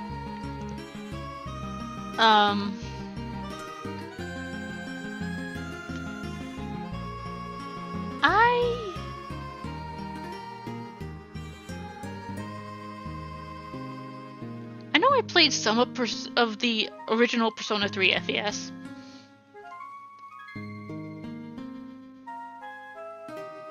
I didn't beat it either. I think I just stopped at a certain point and I don't remember why.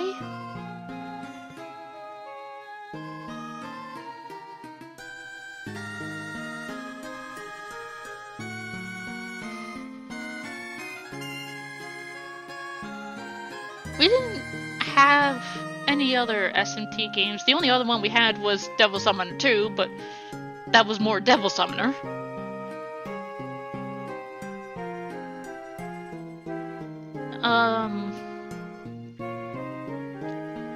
Devil Survivor Overclocked lives rent-free in my head from a playthrough. It's oh my god, it's a demon! Yeah, I know.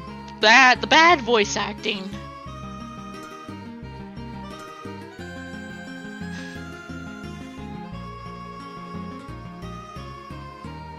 Yeah, that... Don't worry, that's another one on my list. It's just... whenever I feel like playing it. And suffering through possibly really bad voice acting.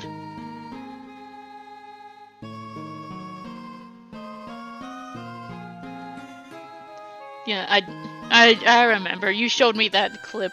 You showed me the oh my god, it's a demon clip before.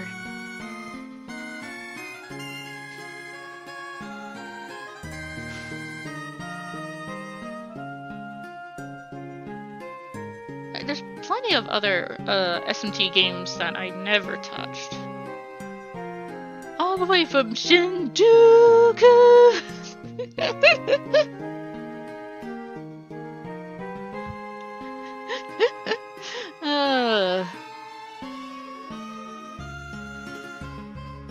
Yeah.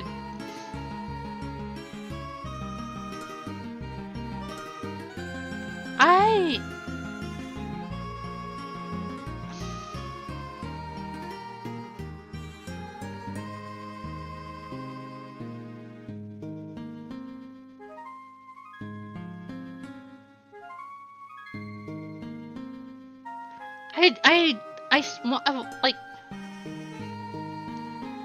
I don't know, there was some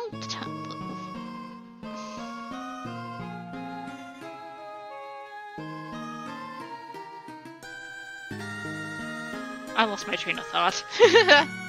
Okie dokie.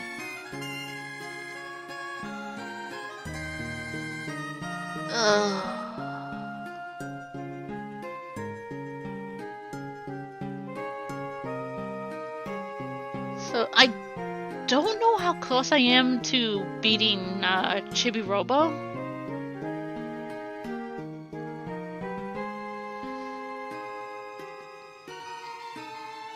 Like, it's a really cute game and a really funny game. Sometimes the tediousness.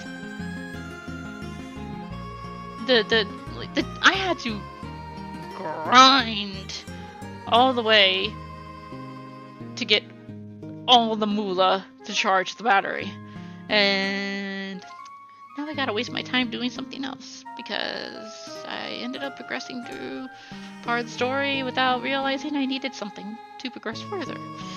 But yeah, that's neither here nor there. I can still see why Chibi-Robo was very well liked. Why it's a cult classic.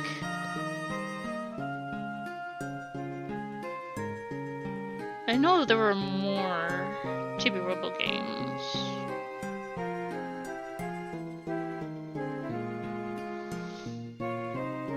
So they did try and do something with it.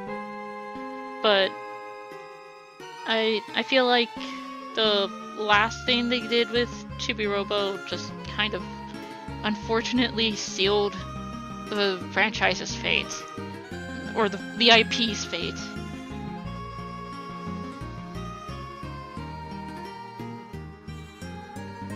If not, you know, the Ziplash one, I don't hear a lot of good things about.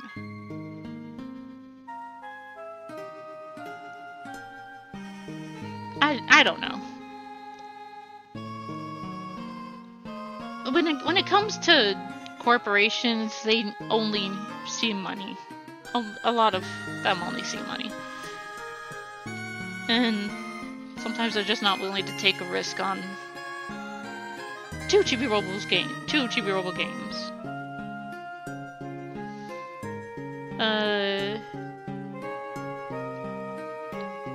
DS, Walmart exclusive, and 3DS saying buy this or the series is dead.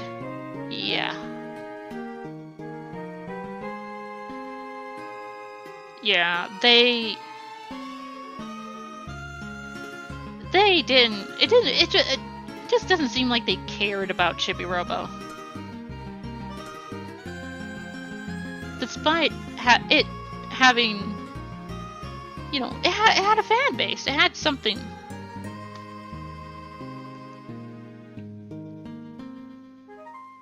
There were people who liked it.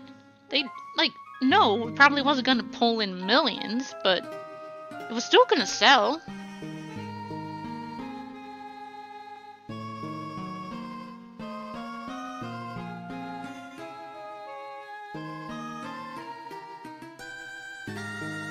You know, I know how expensive making games can be, unless it's Pokemon. Again, saw the budgets. But, and sometimes taking a risk when it doesn't make a profit, or much of a profit. But, I don't know. Maybe I'm just...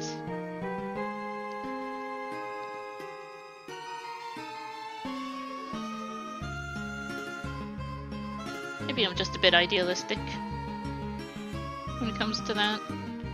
Like, there are plenty of cult classic games that I would love to see remastered, or games I would love to see get a sequel. Give us Mega Man Legends 3, god damn it! That's another one. Mega Man has been... Mega Man Legends was a fun game. I only played the first one, but it was a fun game. I did have my frustrations with it, obviously, but it was still a pretty fun game. And I haven't played Mega Man Legends 2 yet, but people want Mega Man Legends 3, just give it to us. Come on, Capcom. But they're probably too busy with Resident Evil and Monster Hunter, which I don't blame them. Those are genuinely good games. Those are good series that sell, but you know, Mega Man still sells. Like, they made the collection games for Mega Man, Mega Man X, Mega Man Zero, and the NT Warrior one. So Mega Man does still sell. Just do what Bandai Namco did with .hack GU. Just release remastered versions of Mega Man Legends 1 and 2 with the never released, never developed, I don't know, Mega Man Legends 3. Just give us the whole trilogy if it was just going to be a trilogy. Just there's so much. There's so much.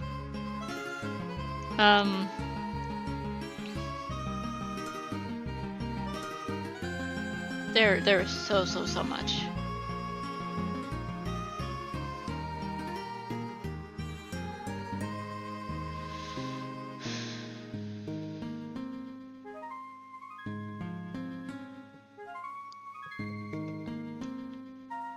I am...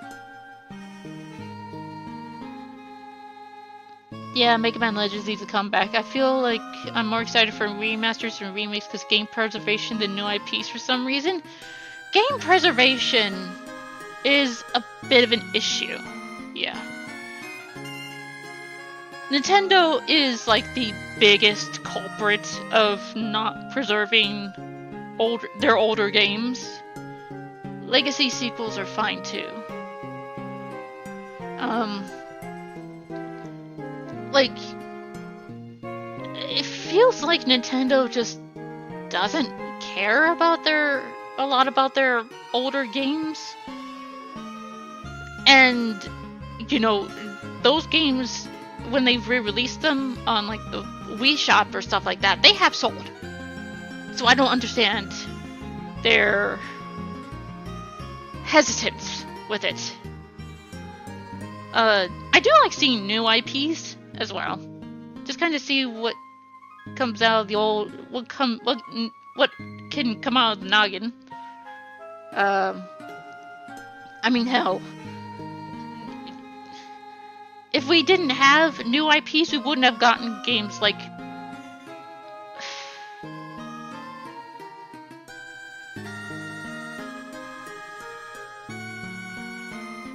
well, I was gonna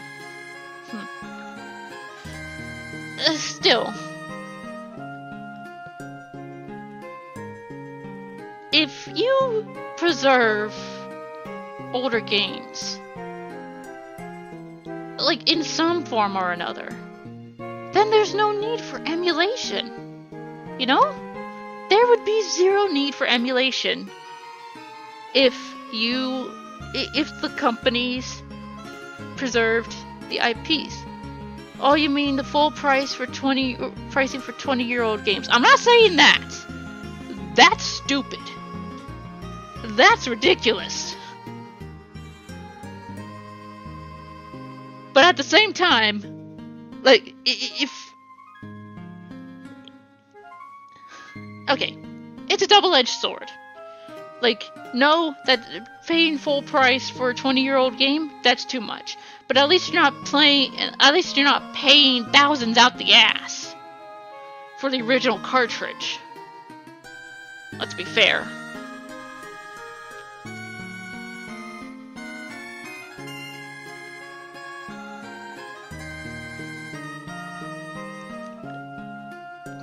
But just, I don't know, I kind of like what Capcom did with the Legacy collections. You know, what's wrong with doing that with other IPs? Make it worth the price. Either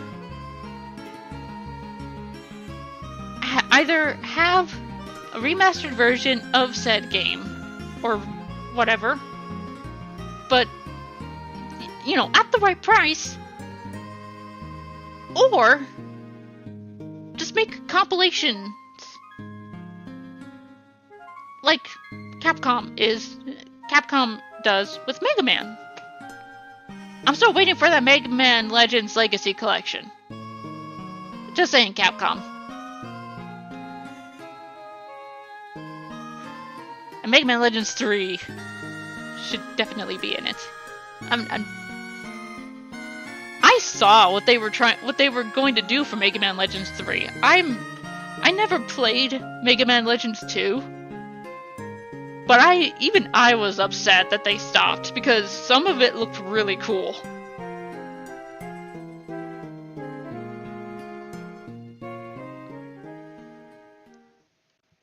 It's just... But yeah, no, I do not mean full pricing for 20-year-old games. Like, make it reasonable, or make the full pricing for those 20-year-old games worth it. Like, well, thinking about it, Mega Man Legacy collections are like full price. They're $20. I think for like half the series. When it comes to Mega Man and Mega Man X. So they're not even charging the full $60-$70 for the Legacy collections, I don't think. Make it worth it. That's all I'm saying.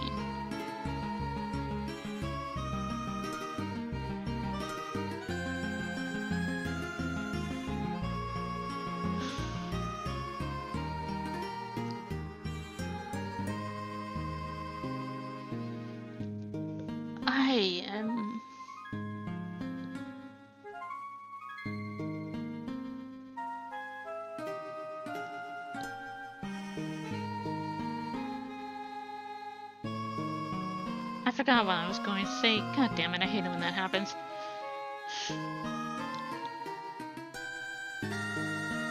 Just make it worth the price. But we tend to wait until sales anyway, so it's very rare that we pay full price for games. Which, you know, is why it takes me quite a bit to... Yay, brain derps, yeah, for real. But because we tend to wait for sales, you know, that's why it took me so long to get to, you know, some of the newer games. I say that, it took me a while to get to Final Fantasy VII Remake because I didn't have a PS4 at the time. And then the Integrate version came out and it's like, just get that one.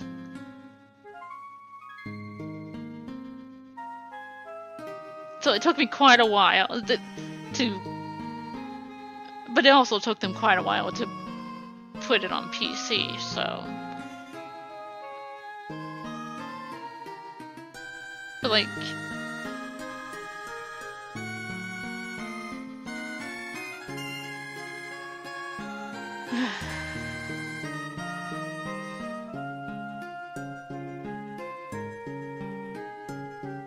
I'm trying to think of other like newer games that it took me a bit to actually play because, you know, when they come out they're expensive.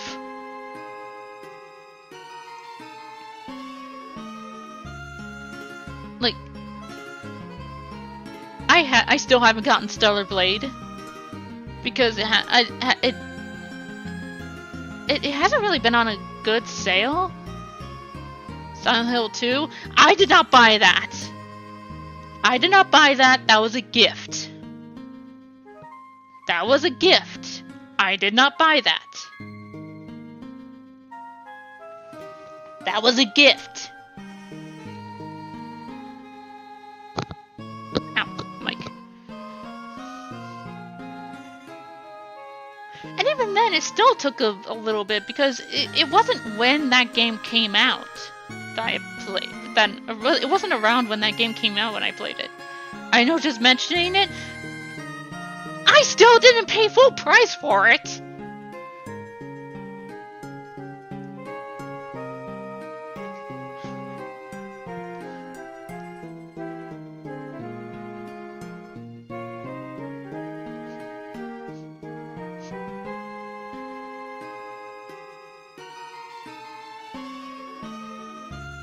That was a gift.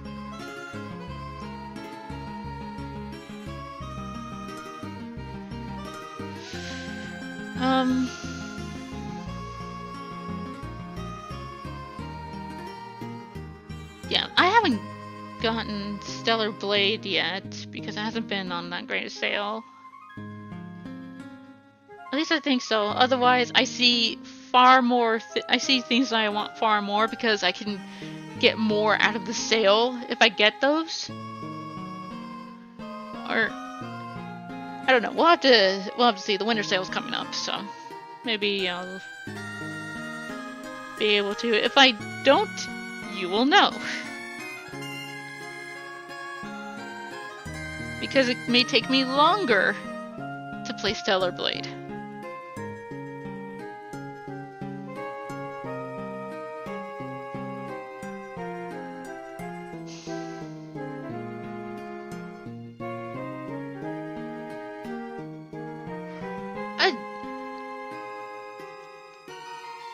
Well, I was gonna say, hell, it took me a while to get to Another Crab's Treasure. I just started that one.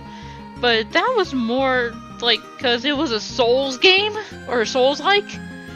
And before Code Vein, I tried to play Dark Souls multiple times, but at the time, I could not wrap my head around it.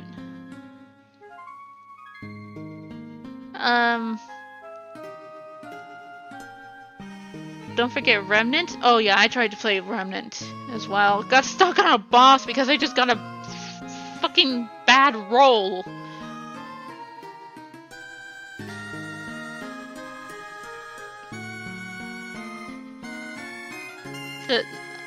I don't know. I tried to play Remnant 1. I tried to play Remnant 2, but that had encoding errors, but that was before I tried recording with the hardware encoder instead of a software. So I could probably try Remnant 2 again, but yeah, not anytime soon. Besides, I don't know. I think the Remnant games are probably more fun co-op.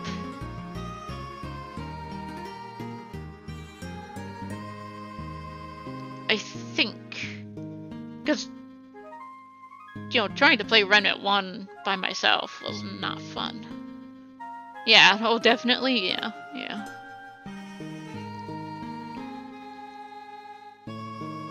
I feel like if I had a buddy with me, I would have been able to beat that boss no problem. Well, not no problem, there probably would have been a few problems, but I at least would have beaten it.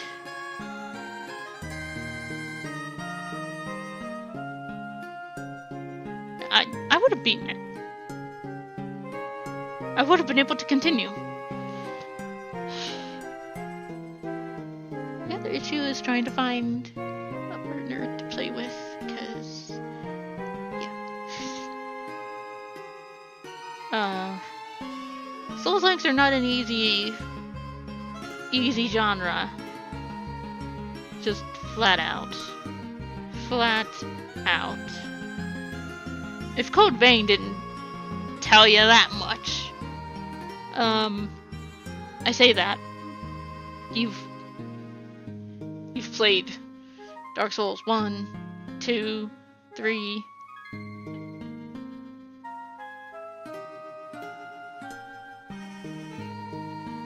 You played a good chunk of Bloodborne. And I don't think you beat Elden Ring. Like, you just kind of gave up on that one.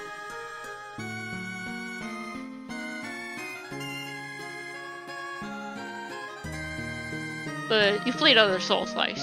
You played Nioh too.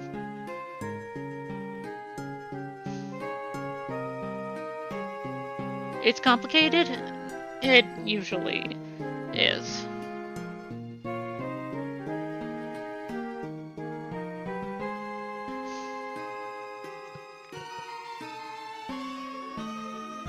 But yeah, I'm still learning Souls-like.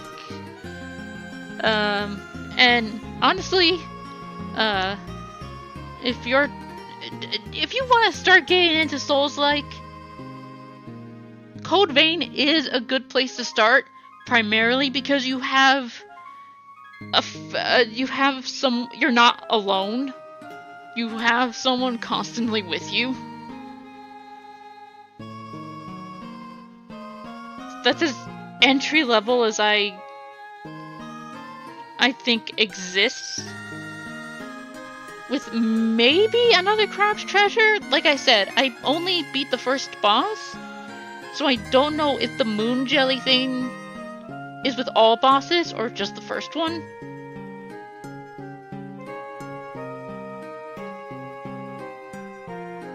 But yeah, I know I just started it, but I appreciate the respawning at the nearest moon jelly, which is like, I didn't even see it. It's just like, hey, do you want to respawn at this? Yeah, and I'm right in front of where the cutscene starts before the boss fight. It's like, oh, you mean I don't have to start all the way from the freaking bonfire? Thank you! Again, not sure if that's with all bosses. It does make you do that in the regular gameplay, though. Still sucks I lost all my shit. That was so much microplastics, and I still don't know how to trade the bread claws.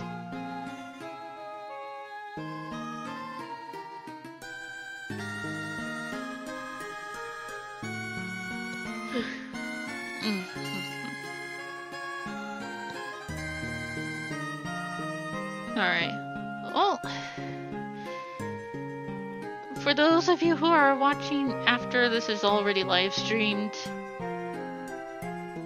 you know, hope you enjoyed it. And for those of you in the chat right now, thank you for joining me. I really appreciate it. I really do.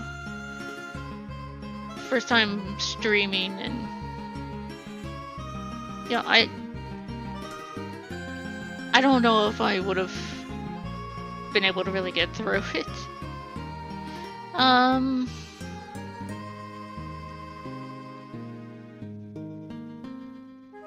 So I'm gonna go lay down for a bit, because I didn't go to bed until midnight last night.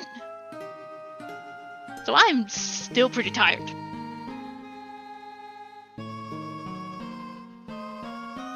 Don't you oy vey me! Don't you oy vey me!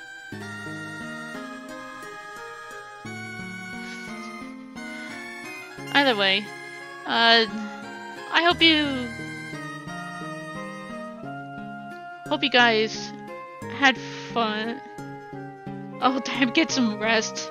Fun and cozy, awesome first stream besides the rough start, yeah. Come on, stop with the oy vey! Stop with the oy vey. You don't get to oy vey me. You want to talk about some of the times that you go to bed?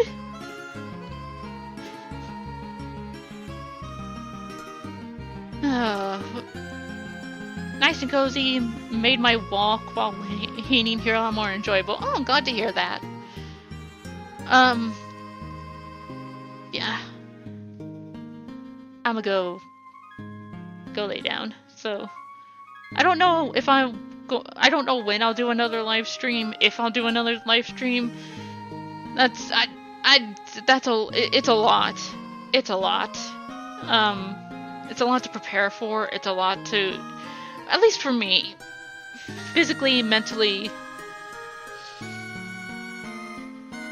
So, yeah, I don't know when it'll happen again, if it'll happen again. But I'm glad you guys enjoyed this, and hope y'all have a great day. I'll see you. I'll see you in the next video. So, till then, I'm signing off. Bye-bye.